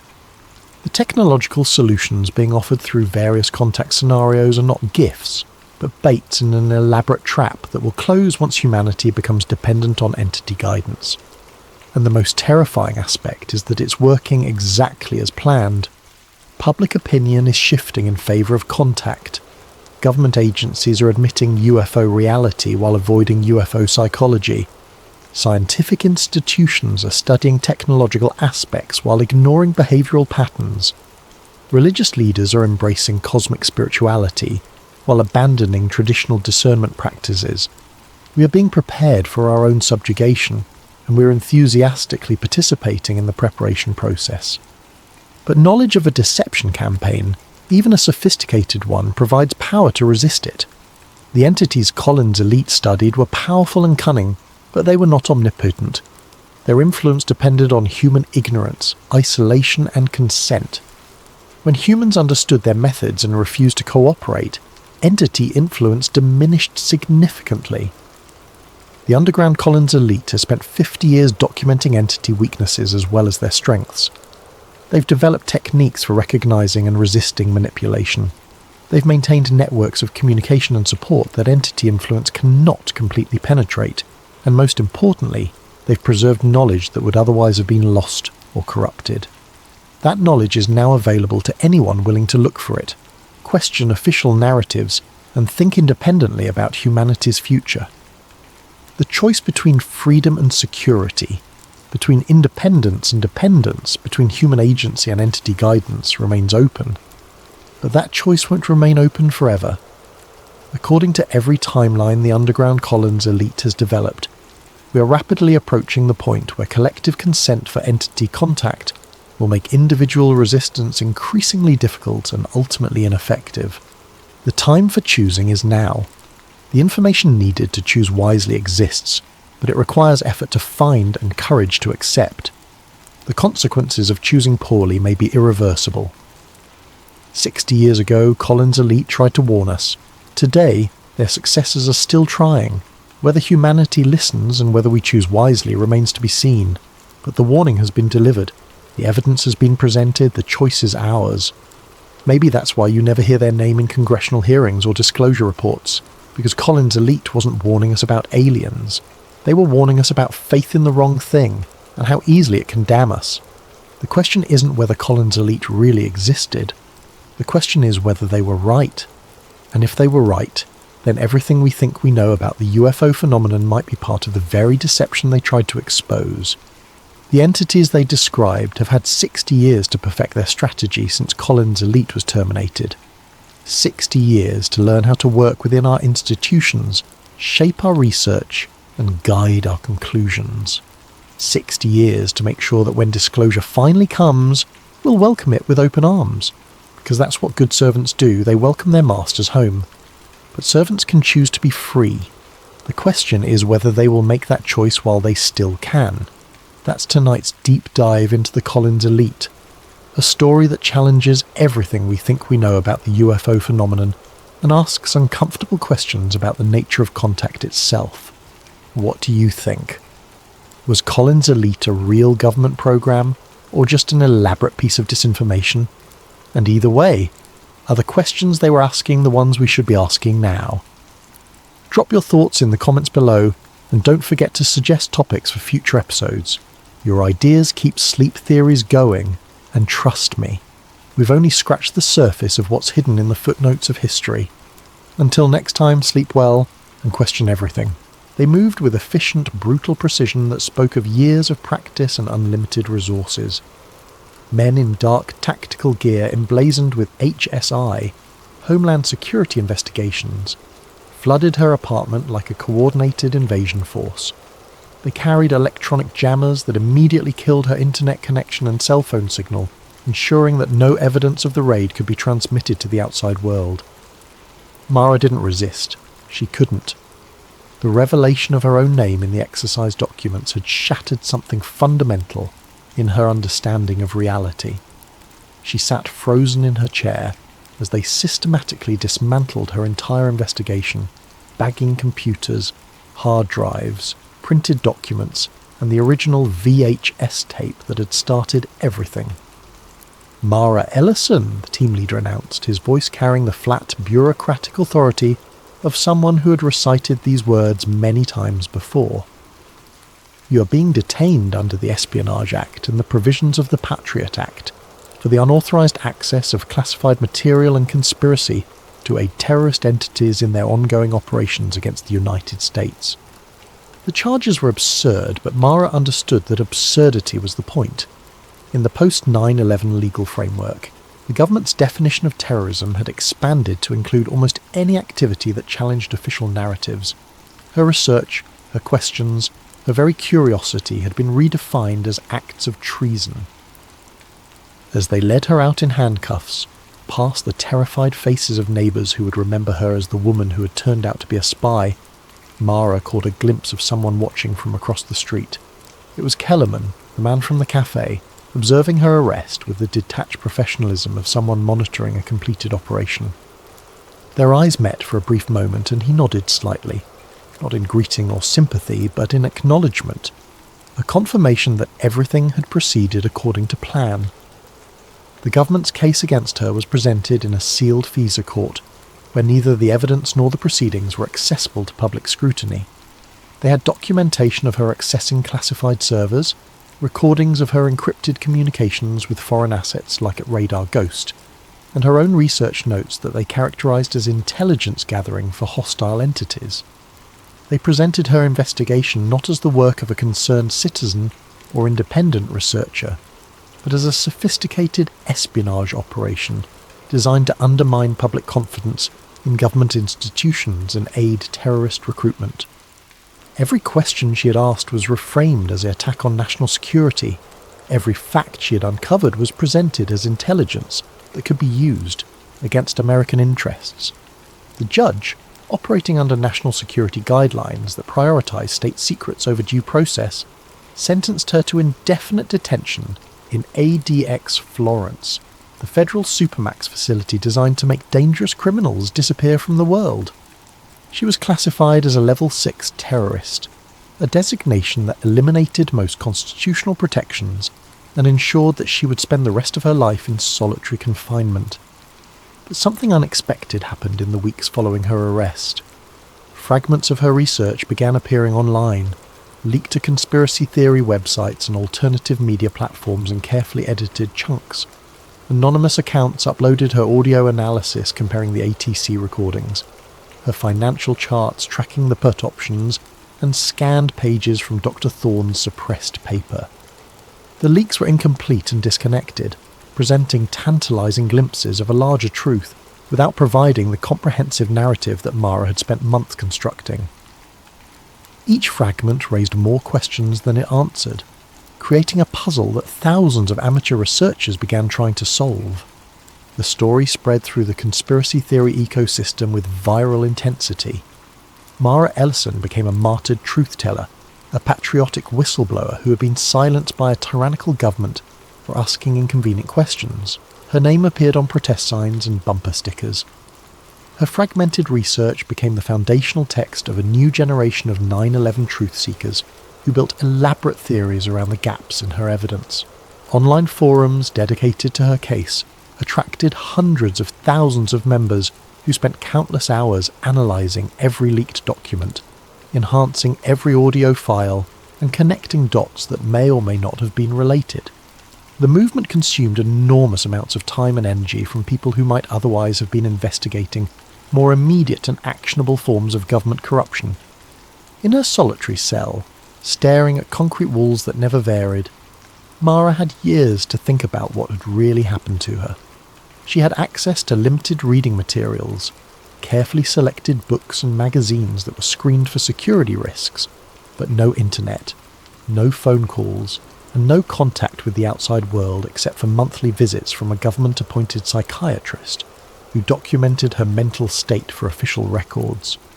During those long, empty hours, she began to understand the true sophistication of the operation she had been part of. The evidence she had uncovered was real. The financial anomalies, the radar substitutions, the media manipulation had all been genuine. But her discovery of them hadn't been accidental. She had been led to each revelation by a carefully constructed trail that had made her feel like an independent investigator, while actually being a participant in a psychological experiment. The goal wasn't to suppress inconvenient truths about September 11th. It was to manage them, to ensure that people who asked dangerous questions were given satisfying, but ultimately harmless answers that would occupy their attention without threatening the real power structures that had profited from the attacks. Her research had been allowed to develop just far enough to create compelling conspiracy theories, but not far enough to identify the specific individuals and institutions that were actually responsible. She had mapped the edges of the conspiracy while being carefully steered away from its centre. The 9/11 truth movement that had grown around her, leaked research was exactly what the system needed. A large, vocal, but ultimately marginalised group that absorbed dissent and channeled it into harmless activities like conference presentations, documentary films, and internet discussions. The conspiracy theorists served as controlled opposition, providing an outlet for skepticism while ensuring that genuine investigation was drowned in a sea of speculation and theory. But perhaps most insidiously, her case had established a precedent for the treatment of future researchers. Anyone who began asking serious questions about government actions would be confronted with the example of Mara Ellison, the translator who had thought she was uncovering truth, but had actually been playing a role in an elaborate deception, and who had ended up spending her life in prison for crimes she didn't understand she was committing. The message was clear. The cost of curiosity was too high, the risk of investigation was too great, and the line between research and treason was too thin for ordinary citizens to navigate safely. Years passed in the unchanging routine of maximum security imprisonment. Mara aged in her cell, her dark hair going grey, her body adapting to the constraints of a space designed to contain rather than rehabilitate. She developed the 1,000-yard stare common to long-term solitary confinement, a psychological adjustment to environmental deprivation that allowed consciousness to survive even when hope had been systematically eliminated. But her mind remained sharp and she continued to think about the implications of her experience. If her investigation had been managed from the beginning, if her discoveries had been strategically placed for her to find, then how many other conspiracy theories were actually psychological operations designed to misdirect public attention? How many whistleblowers had been selected and groomed for their role? How many leaked documents were authentic information released in carefully controlled ways to create the illusion of transparency while actually deepening the confusion? How many truth seekers were unwittingly serving the interests of the very systems they believed they were opposing? The questions haunted her, but they also provided a strange form of comfort. Even in prison, even stripped of freedom and identity, she was still thinking, still analysing, still trying to understand the shape of the cage that had been built around human consciousness. In her 10th year of imprisonment, Mara received an unexpected visitor. The guard who escorted her to the visitation room was apologetic. Visits were rare, and this one hadn't been scheduled through normal channels. The visitor was a young woman, perhaps 25, with the intense focus and slightly manic energy that Mara recognised in herself from decades earlier. "Miss Ellison," the woman said, speaking quickly as if afraid their time would be cut short.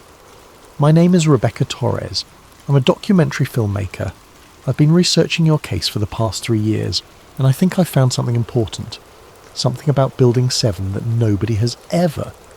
Mara held up her hand, stopping the young woman mid-sentence.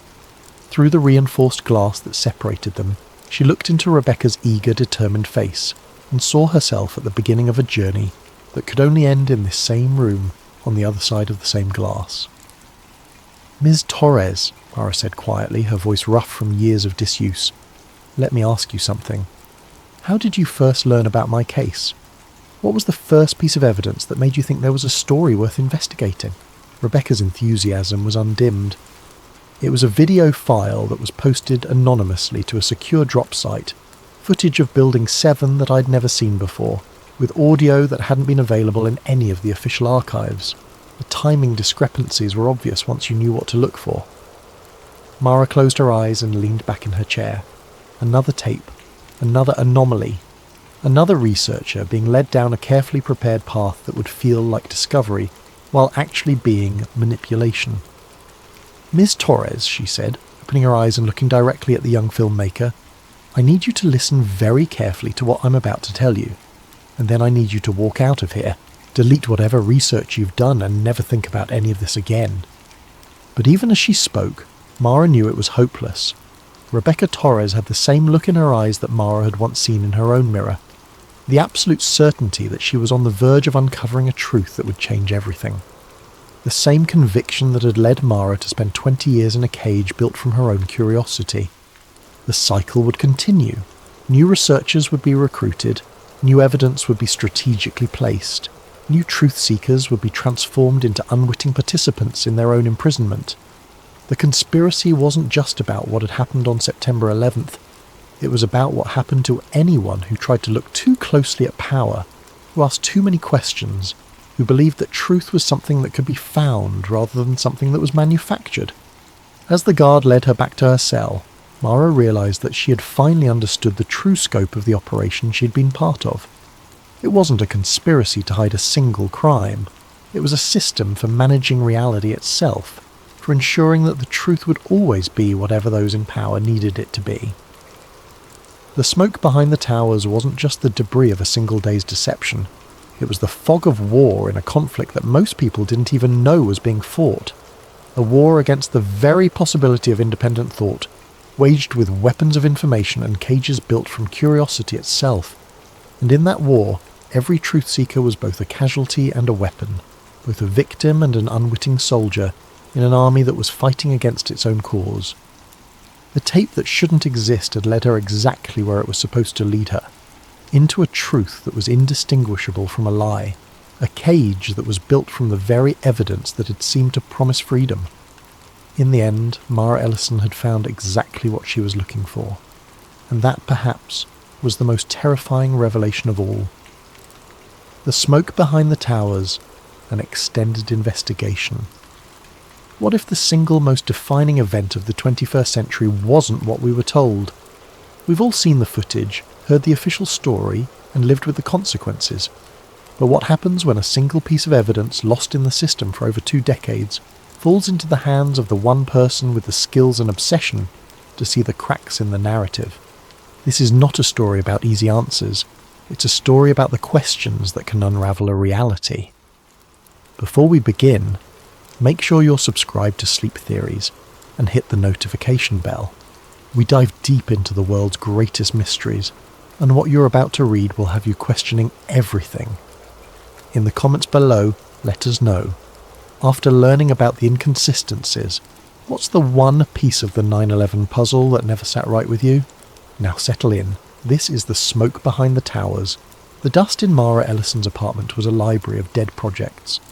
It settled on the spines of German legal dictionaries, coated the cooling fins of her overworked computer, and formed a fine grey film on the stacked plastic boxes of government transcripts that were her livelihood. The apartment itself was a testament to organised chaos. Cables snaking between translation equipment, multiple keyboards in different alphabets, and towers of reference materials that threatened to topple with each vibration from the subway below. Mara was a freelance translator, a ghost in the machine of bureaucracy, hired for her fluency in 5 languages and her singular, obsessive attention to detail. She didn't just translate words, she translated context, subtext, and the terrifying silence between official lines. Her clients range from immigration lawyers needing Farsi depositions, translated to federal agencies requiring real-time interpretation of intercepted communications. It was solitary work that suited her temperament. She'd always been more comfortable with the precision of language than the chaos of human interaction. The package from the Department of Defense's Archival Division was standard. A reinforced cardboard box, a chain of custody form clipped to the top, and inside 12 VHS tapes labelled with alphanumeric codes denoting a declassified batch of field communications from the early 2000s. The accompanying documentation was sparse. A single-page memo requesting translation of any foreign language chatter captured in the background. The pay was modest but steady, and Mara had developed a reputation for catching linguistic details that others missed. Her workspace was a shrine to analogue precision. The professional-grade VCR, a Sony model worth more than most people's cars, sat connected to a digital audio interface that allowed her to isolate frequency ranges and enhance muffled conversations. Multiple monitors displayed waveform analysis software alongside translation databases. She worked methodically, her headphones sealing her in a world of static, fragmented Farsi, Arabic phrases, and the ambient hum of old magnetic tape. The first 11 tapes were unremarkable. Routine military communications, helicopter pilots discussing weather conditions, occasional snippets of foreign languages that were either too corrupted to translate or turned out to be harmless civilian chatter picked up by sensitive equipment. She documented everything with academic precision, noting timestamps, speaker identifications, and confidence levels for her translations. Tape 7 was different from the moment she picked it up. Its label, DOD-AFC-0, 91101-BROLL-4, was slightly smudged, the ink appearing fresher than the others despite the identical date stamps. The B-roll designation caught her attention, typically used for supplementary footage, background material that never made it to air. September 11th, 2001 was faded but legible in the corner, written in what looked like different handwriting than the official labels. She slotted it into the VCR with the reverence of an archaeologist handling a fragile artifact, and pressed play. The screen fizzed to life with the chaotic, familiar horror of that morning. But this wasn't the sanitized, repeatedly broadcast footage that had been burned into collective memory. This was raw, unprocessed, shot from what appeared to be a news helicopter hovering at an angle she'd never seen before. The North Tower bled a furious black plume into a perfect blue sky, but the colours were wrong. They were too vivid, too saturated, as if the horror had been amplified by the unfiltered lens. Her trained eye, honed by years of spotting inconsistencies in testimony and documentation, caught it immediately. In the lower third of the frame, a timecode burned into the tape read 08:42:17 Eastern Standard Time. She knew the official timeline by heart. American Airlines. Flight 11 had struck the North Tower at 8:46 a.m., a 4-minute discrepancy. A chill, small and precise, traced a path down her spine. Technical errors were common in archival footage, she rationalised. Equipment malfunctions, camera operators forgetting to sync their timestamps. She'd seen it hundreds of times in legal depositions where security cameras showed impossible timelines. But as she continued watching, the discrepancy held. The timecode advanced in perfect synchronization with real time, never jumping or resetting. This wasn't a technical glitch. It was consistent, deliberate, accurate. And if it was accurate, then everything she knew about that morning was built on a foundation of sand. Then she heard the voices. They were not the panicked cries of civilians or the frantic dispatches of news anchors that had filled the airwaves. These voices were cool, professional, crackling with the distinct compression of military-grade communication systems. They were barely audible under the rotor wash and wind noise, but her equipment could isolate and enhance them. "Command, this is Skywatch. Confirmed scenario is live. Repeat, Is this vigilant guardian live or real world? The voice was young, male, with the clipped precision of military training but an undertone of confusion that made Mara's pulse quicken. A pause, filled with the sound of roaring fire and distant sirens. When the response came, it was from a different voice, older, calmer, carrying the authority of rank. Maintain exercise protocol. All units. This is a live fly exercise. Treat all tracks as simulated until otherwise notified. The first voice came back, strain creeping in. Skywatch copies. Maintaining protocol. Jesus, that's a lot of smoke for a simulation. Another voice joined the channel, different again, with a slight accent she couldn't immediately place. Command. Falcon 2 requesting permission to vector intercept on the southern track.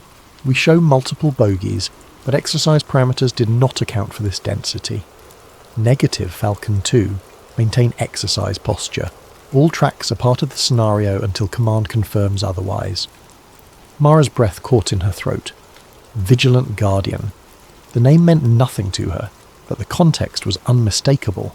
They were talking about an exercise, a drill, at the exact moment when the real attack was unfolding. The confusion in their voices was genuine. They couldn't tell what was real and what was simulation. She rewound the tape, listening again with professional focus. The voices were too clear to be atmospheric noise, too organised to be random civilian communications. This was operational military chatter, recorded at the highest levels of the response hierarchy. And according to the time code, it was happening before the official narrative said the first plane had even hit. The camera panned, and she saw the South Tower in the background, pristine and untouched. According to every official record, every news report, every commission finding, the South Tower would remain undamaged for another 17 minutes. But these military voices were already talking about multiple targets, exercise protocols, and maintaining simulation status. The official story was a solid wall, a monument of accepted fact constructed from thousands of testimonies, investigations and reports. But this tape was a hairline fracture in the granite. It was a glimpse of the scaffolding behind the monument, the framework that held up the official truth. Her heart hammered against her ribs, a frantic bird in a cage of bone. The rational part of her mind insisted this was a mislabeled tape, a bureaucratic error.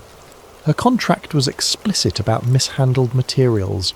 They were to be reported immediately, returned to the appropriate authorities for proper classification review. But curiosity, that quiet, relentless engine that had driven her through graduate school and into a career built on uncovering meaning in chaos, overrode the fear. She didn't eject the tape. Instead, she connected it to her digital capture system and began making a perfect copy, frame by frame, preserving every pixel and every audio sample. The chill in her spine had become a frozen river, carrying with it the terrible realization that she was holding something that could unravel everything.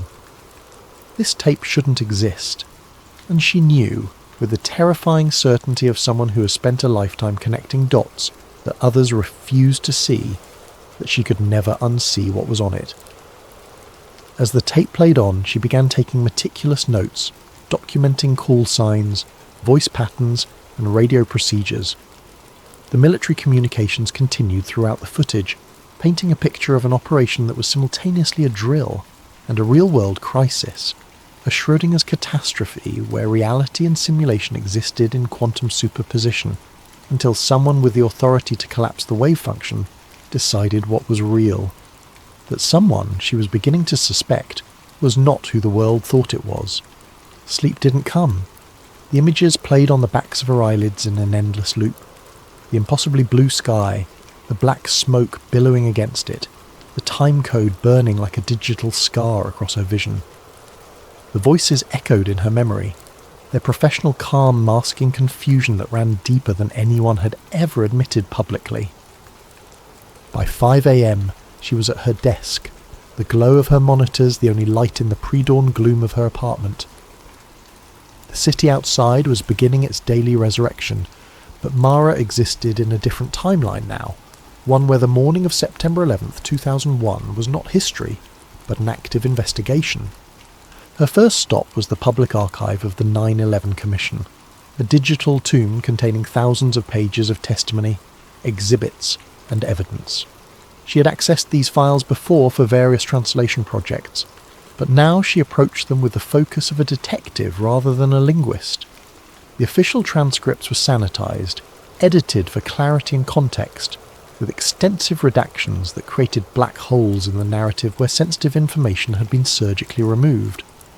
But buried deep in a subsidiary server, linked through footnotes and cross-references that most casual researchers would never follow, she found the motherlode. Raw audio files from air traffic control centers. These were the unedited feeds from Boston Center, New York Terminal Radar Approach Control, and Cleveland Center, the front lines of confusion that morning. She put on her professional headphones, the world fading away as she prepared to immerse herself in the chaos.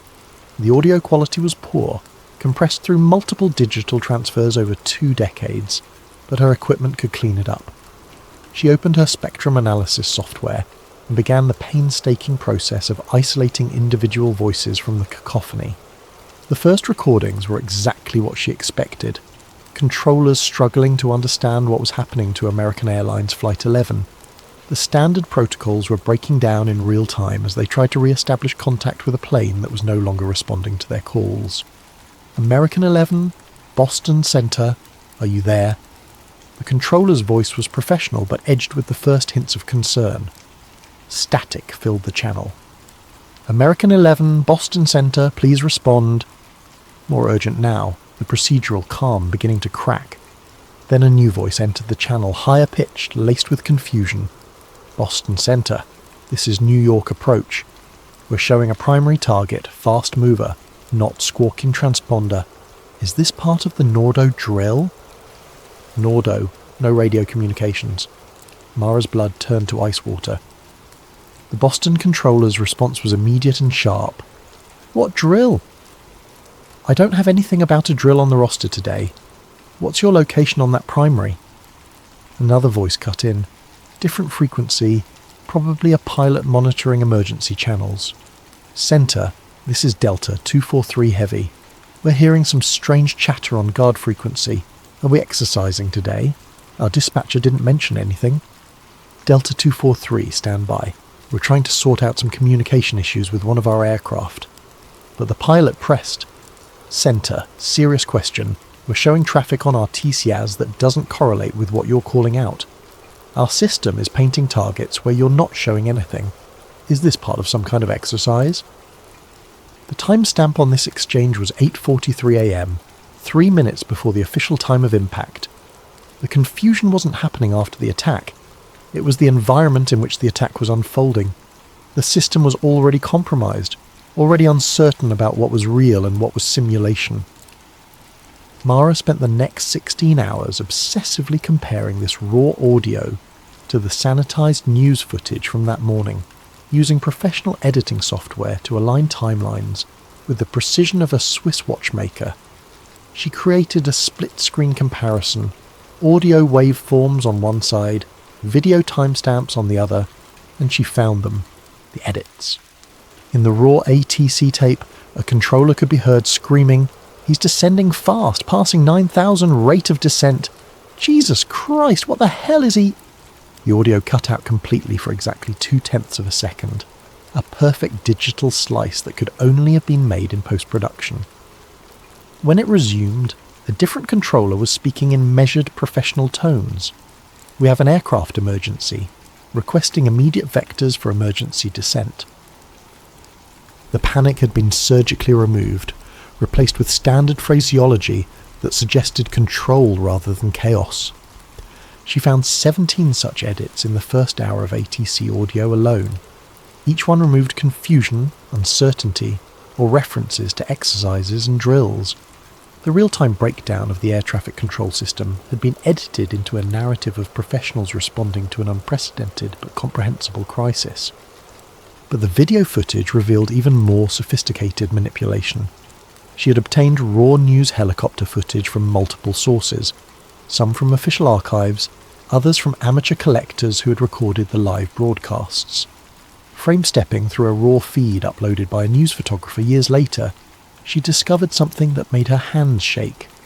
The famous shot of the second impact, broadcast live to millions, showed the plane entering the frame and striking the South Tower in one continuous motion. But in the unedited raw footage, there was a discontinuity. 3 frames before the impact, the camera jerked violently downward, as if the operator had been startled or knocked off balance, showing the streets below for exactly 1/8 of a second before cutting back to the tower, just in time to capture the fireball. It was a blink and you miss it edit, but once she saw it, she couldn't unsee it. The live broadcast had been edited in real time, with a buffer delay that allowed editors to remove the moment of human shock and replace it with a perfect, unobstructed view of the impact. The audience of one in her dusty apartment was now facing a terrifying possibility. The news wasn't just reporting the event, it was curating it in real time, managing the narrative as it unfolded, ensuring that the world saw exactly what someone wanted them to see. The difference between what happened and what was broadcast might be measured in fractions of seconds, but those fractions contained entire universes of meaning. She pulled up the official timeline, cross-referencing it with her growing database of anomalies. The pattern was clear. Every moment of confusion, every instance where the official response system revealed its underlying chaos, had been carefully edited out of the historical record. What remained was a streamlined narrative of surprise, response and tragedy, clean enough to build policy on, coherent enough to justify the reshaping of an entire civilization. But the real story was in the gaps, in the deleted seconds where the facade slipped and revealed the machinery underneath. The tape she had found wasn't just evidence of poor timekeeping or sloppy journalism. It was proof that someone had been editing history in real time, sculpting reality as it unfolded, ensuring that the official story would be the only story that survived. The question that now consumed her was simple and terrible. If they were editing the news as it happened, what else were they controlling? The digital rabbit hole led her inevitably to the physical world. Knowledge had a weight, she realised, and after 3 days of staring at screens, she needed to feel the heft of actual books, the texture of paper that had existed before the internet had made all information suspect. The New York Public Library's Science, Industry and Business Library was a temple to pre-digital knowledge, its research floors filled with bound periodicals and technical journals that predated the homogenization of online information. She took the subway through the early morning darkness, hyper-aware of every face, every reflection in the train windows, the paranoia now a constant background hum in her consciousness. She requested archived journals from the American Society of Civil Engineers, Structural Engineering International, and the Journal of Constructional Steel Research, focusing on publications from late 2001 through 2003. The librarian, a thin man with wire-rimmed glasses who seemed to exist in permanent twilight, led her to a research carrel buried deep in the stacks.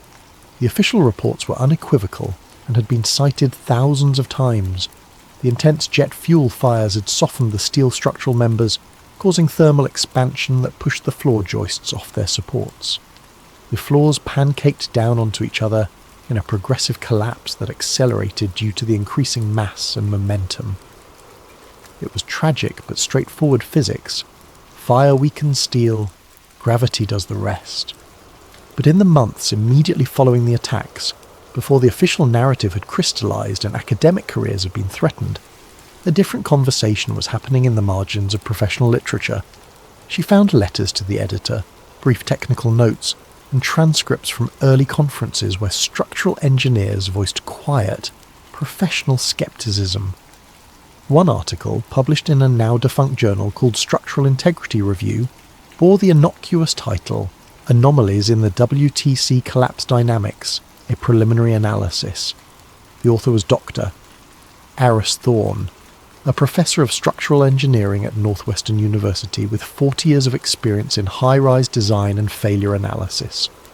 Dr. Thorne's analysis was methodical and damning. Using basic principles of physics and publicly available measurements, he demonstrated that the towers had fallen through the path of greatest resistance, the undamaged lower floors and the intact core columns at virtually free-fall speed. For that to happen, he argued, the structural resistance had to have been removed almost entirely and almost simultaneously. The observed collapse is consistent with the near instantaneous failure of critical load-bearing elements across multiple floors, he wrote. This failure mode is not consistent with thermal effects from hydrocarbon fires, which would create non-uniform heating and progressive failure. It is, however, consistent with controlled demolition techniques designed to minimize structural resistance during collapse. He included mathematical models showing that even if the fires had weakened the steel by 50%, far more than the official reports claimed, the remaining structure should have provided significant resistance to collapse. The floors should have fallen irregularly, the core columns should have remained standing, and the overall collapse time should have been significantly longer. It is akin to a car falling through the bottom of a multi-storey parking garage, he wrote, with each floor providing progressively less resistance, despite having suffered no structural damage. The physics simply do not support the official explanation. The article was peer-reviewed and published in March 2002. 3 months later, Dr. Thorne's research funding was terminated. By the end of the year, the journal itself had ceased publication, its parent organisation citing financial difficulties and changing market conditions. But Mara's investigation revealed a more complex story. Cross-referencing the journal's subscription database with the author affiliations in Dr. Thorne's article, she discovered that 7 of the 12 peer reviewers who had approved the paper were subsequently denied tenure, transferred to non-research positions, or had their federal funding mysteriously disappear. The systematic dismantling of the academic infrastructure that had supported the questioning of the official narrative was surgical in its precision.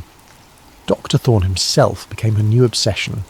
His university profile, archived on the Internet Wayback Machine, showed a distinguished career spanning 4 decades, with over 200 published papers and millions of dollars in research grants. But in early 2002, his page was updated to show that he had taken an indefinite sabbatical for personal reasons. She dug deeper, following a trail through archived academic mailing lists, conference proceedings, and professional networking sites. The last traces of Dr. Thorne's professional existence were found in a niche engineering message board devoted to structural failure analysis. The forum had been active from 1997 to 2003, when it was apparently taken offline permanently. But Mara had learned to look in the forgotten corners of the internet, the places where data went to die but never quite disappeared. Using advanced search techniques and cached page reconstructions, she found fragments of the discussion threads. Dr. Thorne's final posts were increasingly frantic in tone. He described pressure from university administrators, threats to his family's safety, and mysterious visitors who claimed to be federal investigators but carried no proper identification. His last post, dated September 15, 2002, exactly 1 year and 4 days after the attacks, was brief and chilling. The data is the data. Mathematical models don't lie. Steel doesn't care about politics, and gravity is not a government agency. They can threaten my funding, my reputation, even my family. But they can't change the laws of physics. I've said all I can. To those still listening, they're watching. I suggest you all be careful what you look for. You might not like what finds you back. He never posted again. A follow-up news search revealed a brief article from the Chicago Tribune, buried on page 7 of the Metro section 6 months later. University professor missing, foul play not suspected. The article was perfunctory, almost dismissive. Dr. Thorne had been reported missing by his sister when he failed to appear for Christmas dinner. His car was found at O'Hare Airport, keys in the ignition, a plane ticket to Vancouver in his name unused at the gate. Professor Thorne had been under considerable stress related to academic disputes, an unnamed university spokesperson was quoted as saying. This appears to be a case of someone needing to start fresh somewhere else. But there was no trail after that. No credit card usage, no bank withdrawals, no rental agreements or employment records under his name, or any obvious aliases. Dr. Aris Thorne, a man who had spent 40 years building a paper trail of academic achievement, had simply evaporated. Mara closed her eyes in the sterile library lighting, the weight of the revelation settling on her shoulders like a lead blanket. The systematic silencing hadn't been limited to Dr. Thorne. As she continued her research, she found a pattern of structural engineers, metallurgists, and physics professors who had raised questions about the official collapse narrative in those crucial first months after the attacks. All of them had faced professional consequences. All of them had been marginalised, defunded or discredited. And all of them had eventually stopped asking questions about September 11th. The few who continued their research had moved to other countries, found positions in private industry, or simply disappeared from the academic record entirely.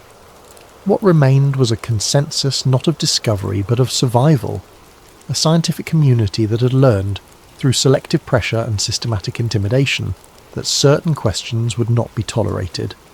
The official story wasn't just the accepted version of events, it was the only version that was professionally survivable. As she gathered her notes and prepared to leave the library, Mara felt exposed under the flickering fluorescent lights. The paranoia was no longer abstract. It was a physical sensation, a cold certainty that she was being observed, catalogued, evaluated for the threat she might represent. The knowledge she was accumulating had a price, she realised, and others had already paid it. The question now was whether she would be added to the list of people who had learned too much for their own good. The feeling of being watched had evolved from paranoia into operational security. Mara began varying her routines, taking different routes home, using cash for purchases, and conducting her most sensitive research from internet cafes and public libraries, rather than her home computer. She had read enough about surveillance to know that once you were on someone's radar, digital footprints became roadmaps to your location and intentions. She also began using layered VPNs, routing her internet traffic through servers in countries with strong privacy laws, and communicating through encrypted channels that existed in the shadow spaces of the internet. Her investigation moved from mainstream archives to the digital underworld where disgruntled employees, amateur researchers, and information brokers traded in data that governments preferred to keep buried. It was in one such forum, a dark website dedicated to air disaster investigations and aviation anomalies, that she encountered the handle at Radar Ghost. His initial posts in the 9/11 section were bitter rants about cover-ups and government lies, the kind of conspiracy theorising that most serious researchers ignored. But buried in his rambling messages were technical details that could only have come from someone with intimate knowledge of air traffic control systems.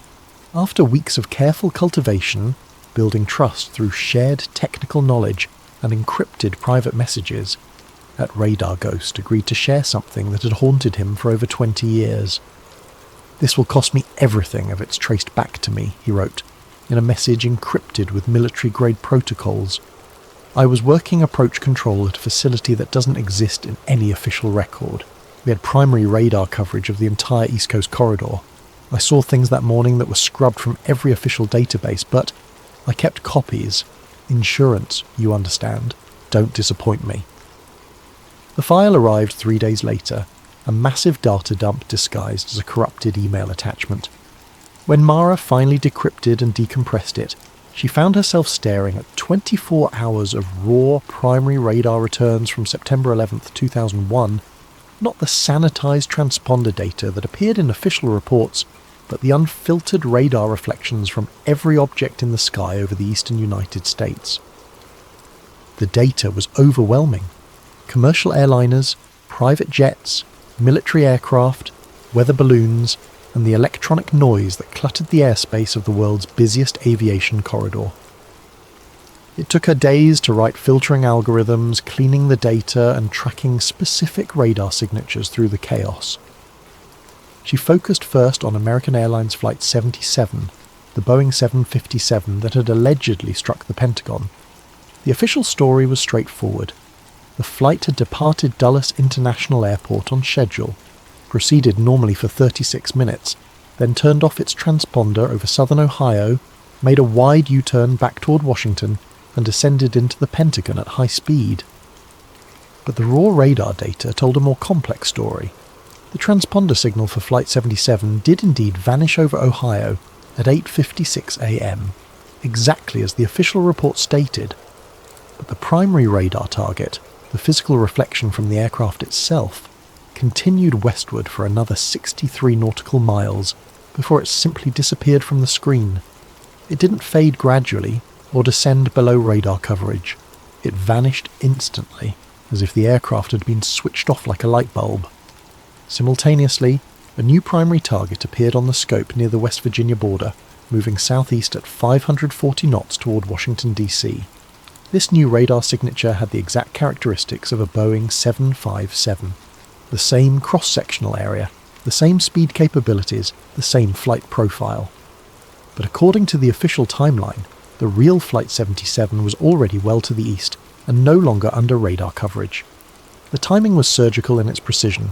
The original target disappeared at exactly 9:09:32 a.m.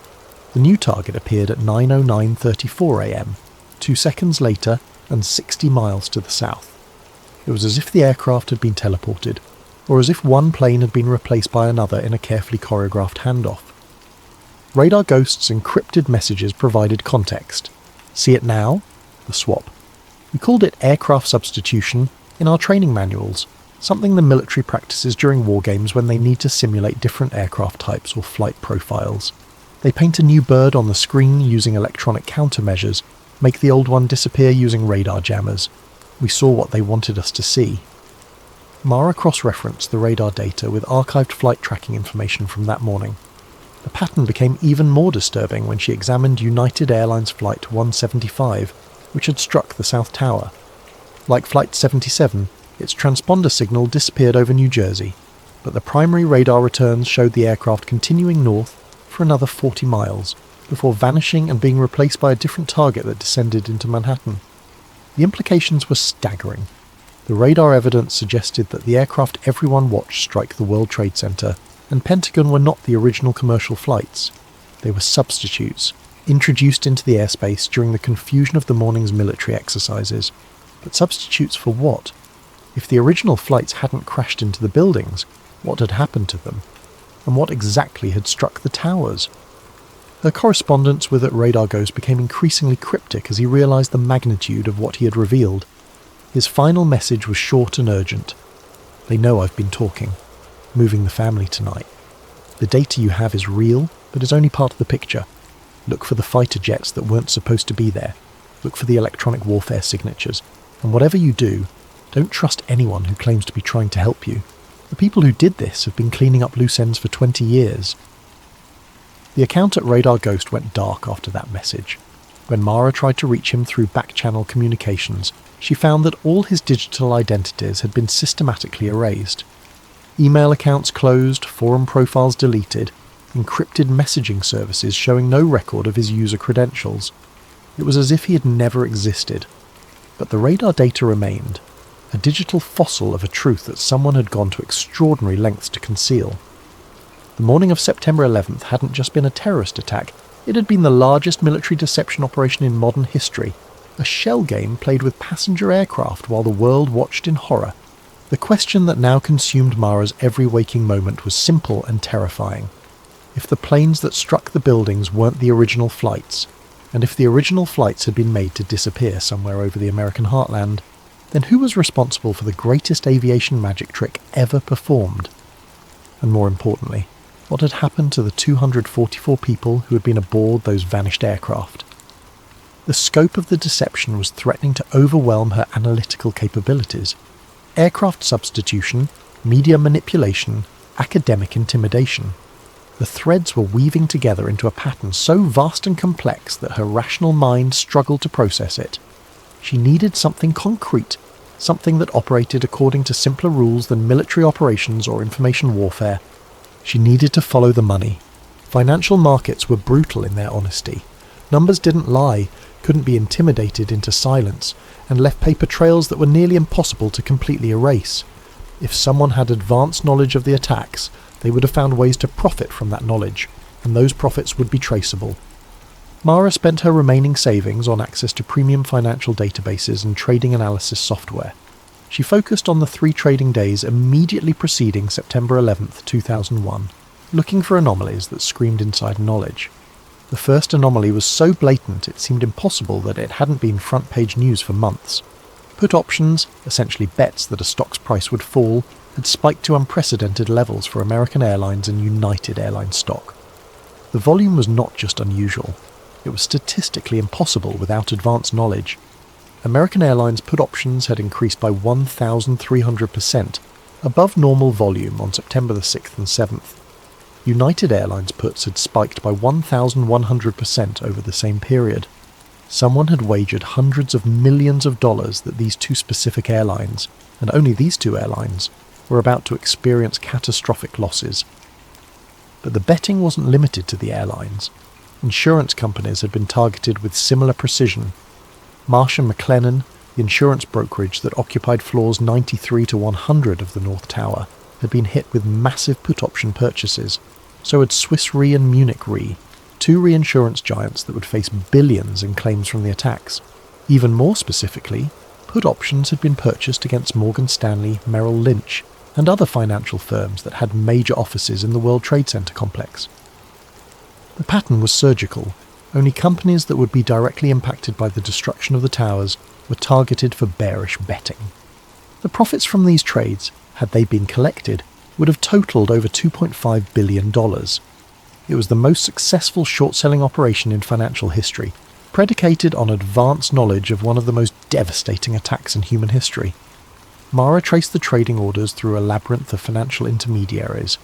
The initial purchases had been placed through a network of small brokerages in Germany, Switzerland and Japan, locations chosen for their bank secrecy laws and regulatory opacity. But using advanced financial forensic software, she was able to peel back the layers of financial obfuscation. The ultimate source of funding led to a Russian bank called Seveny Trust, which intelligence analysts had identified as a clearinghouse for money laundering operations tied to former Soviet intelligence services. But even that wasn't the end of the trail. The most chilling discovery came when she traced what had happened to the profits. The put options had not been exercised. In the days following September 11th, when these trades would have generated enormous profits, they had been quietly abandoned. The traders had walked away from $2.5 billion rather than claim winnings that would have created an obvious money trail leading back to the conspiracy. But Mara's analysis revealed that equivalent amounts of money had simultaneously appeared in accounts tied to defence contractors and private military companies. Blackwater, Halliburton, Raytheon, Lockheed Martin, corporations that would become the primary beneficiaries of the post-9/11 military-industrial complex, had received massive, mysterious capital injections in the weeks following the attacks. The money hadn't been collected as trading profits, which would have triggered regulatory investigations. Instead, it had been recycled through a complex network of shell corporations and offshore accounts, ultimately funding the very companies that would profit most from the subsequent war on terror. She cross-referenced this financial data with stock performance in the months following the attacks. Defence contractor stocks had exploded in value. Blackwater had grown from a small military training company to $1 billion private army. Halliburton had received no-bid contracts worth hundreds of billions of dollars. The weapons manufacturers had seen their stock prices triple as America embarked on 2 decades of perpetual warfare. The pattern was inescapable. The same financial networks that had bet against the airlines and insurance companies had positioned themselves to profit enormously from the military response to the attacks. It was a perfect financial strategy. Short the targets, invest in the solution, then create the crisis that makes both positions profitable. But the most damning evidence came from an analysis of the timing. The put options hadn't just been purchased in the days before the attacks. They had been strategically timed to expire on September 21st, 2001, exactly 10 days after the attacks. This wasn't random speculation or lucky guessing. It was a precisely calibrated financial operation designed to maximize profits from advanced knowledge of a specific date. Mara sat back in her chair, the weight of the discovery crushing down on her. She had always imagined that if 9/11 was an inside job, it would be motivated by grand geopolitical strategy, ideological fanaticism, or the pursuit of imperial power. The reality was both more mundane and more horrifying. It was about money. The attacks weren't just a catalyst for reshaping global politics. They were the centerpiece of the most profitable investment strategy in human history. The towers had fallen, 3,000 people had died, and 2 decades of war had followed, all to execute a financial plan that had generated trillions of dollars for a small group of investors who had known exactly what was going to happen and when. She began mapping the ownership structures of the shell companies that had received the laundered profits. The network was vast and sophisticated. but patterns emerged. Many of the ultimate beneficiaries were names she recognised from business headlines. Defence industry executives, private equity firms specialising in military contractors, and investment funds that had emerged from nowhere in the early 2000s to become major players in the military-industrial complex. But one name kept appearing in her analysis, buried deep in the ownership structures and corporate boards: Meridian Group, a private investment firm that seemed to exist at the nexus of defence contracting, intelligence services and international finance. Every financial thread she followed eventually led back to companies with Meridian connections. Meridian Group had been founded in 1999 by former intelligence officials and Wall Street executives. Its public portfolio focused on emerging security technologies and crisis management solutions. But Mara's research revealed that it also held controlling interests in companies across the entire 9/11 profit chain: the defence contractors who built the weapons, the private military companies who fought the wars, the surveillance technology firms who monitored the homeland, and the financial institutions that funded the entire operation. It was a vertically integrated conspiracy, a corporate structure designed to profit from every aspect of the post-9/11 world. And if her analysis was correct, the same people who had financed the attacks had then positioned themselves to profit from the response, creating a closed loop of violence and profit that had sustained itself for over 2 decades. The scope of the financial conspiracy was staggering, but it also provided something that the other evidence had lacked: concrete proof of premeditation. Markets might be manipulated, radar might be spoofed, and media might be controlled, but money trails were nearly impossible to completely obscure. The put options were smoking gun evidence that someone had known exactly what was going to happen on September 11th and had invested billions of dollars to profit from that knowledge. As she compiled her financial research into a comprehensive report, Mara realised she was no longer just investigating a terrorist attack. She was mapping the architecture of a shadow economy built on manufactured crisis, where the same people who created the problems also owned the companies that sold the solutions.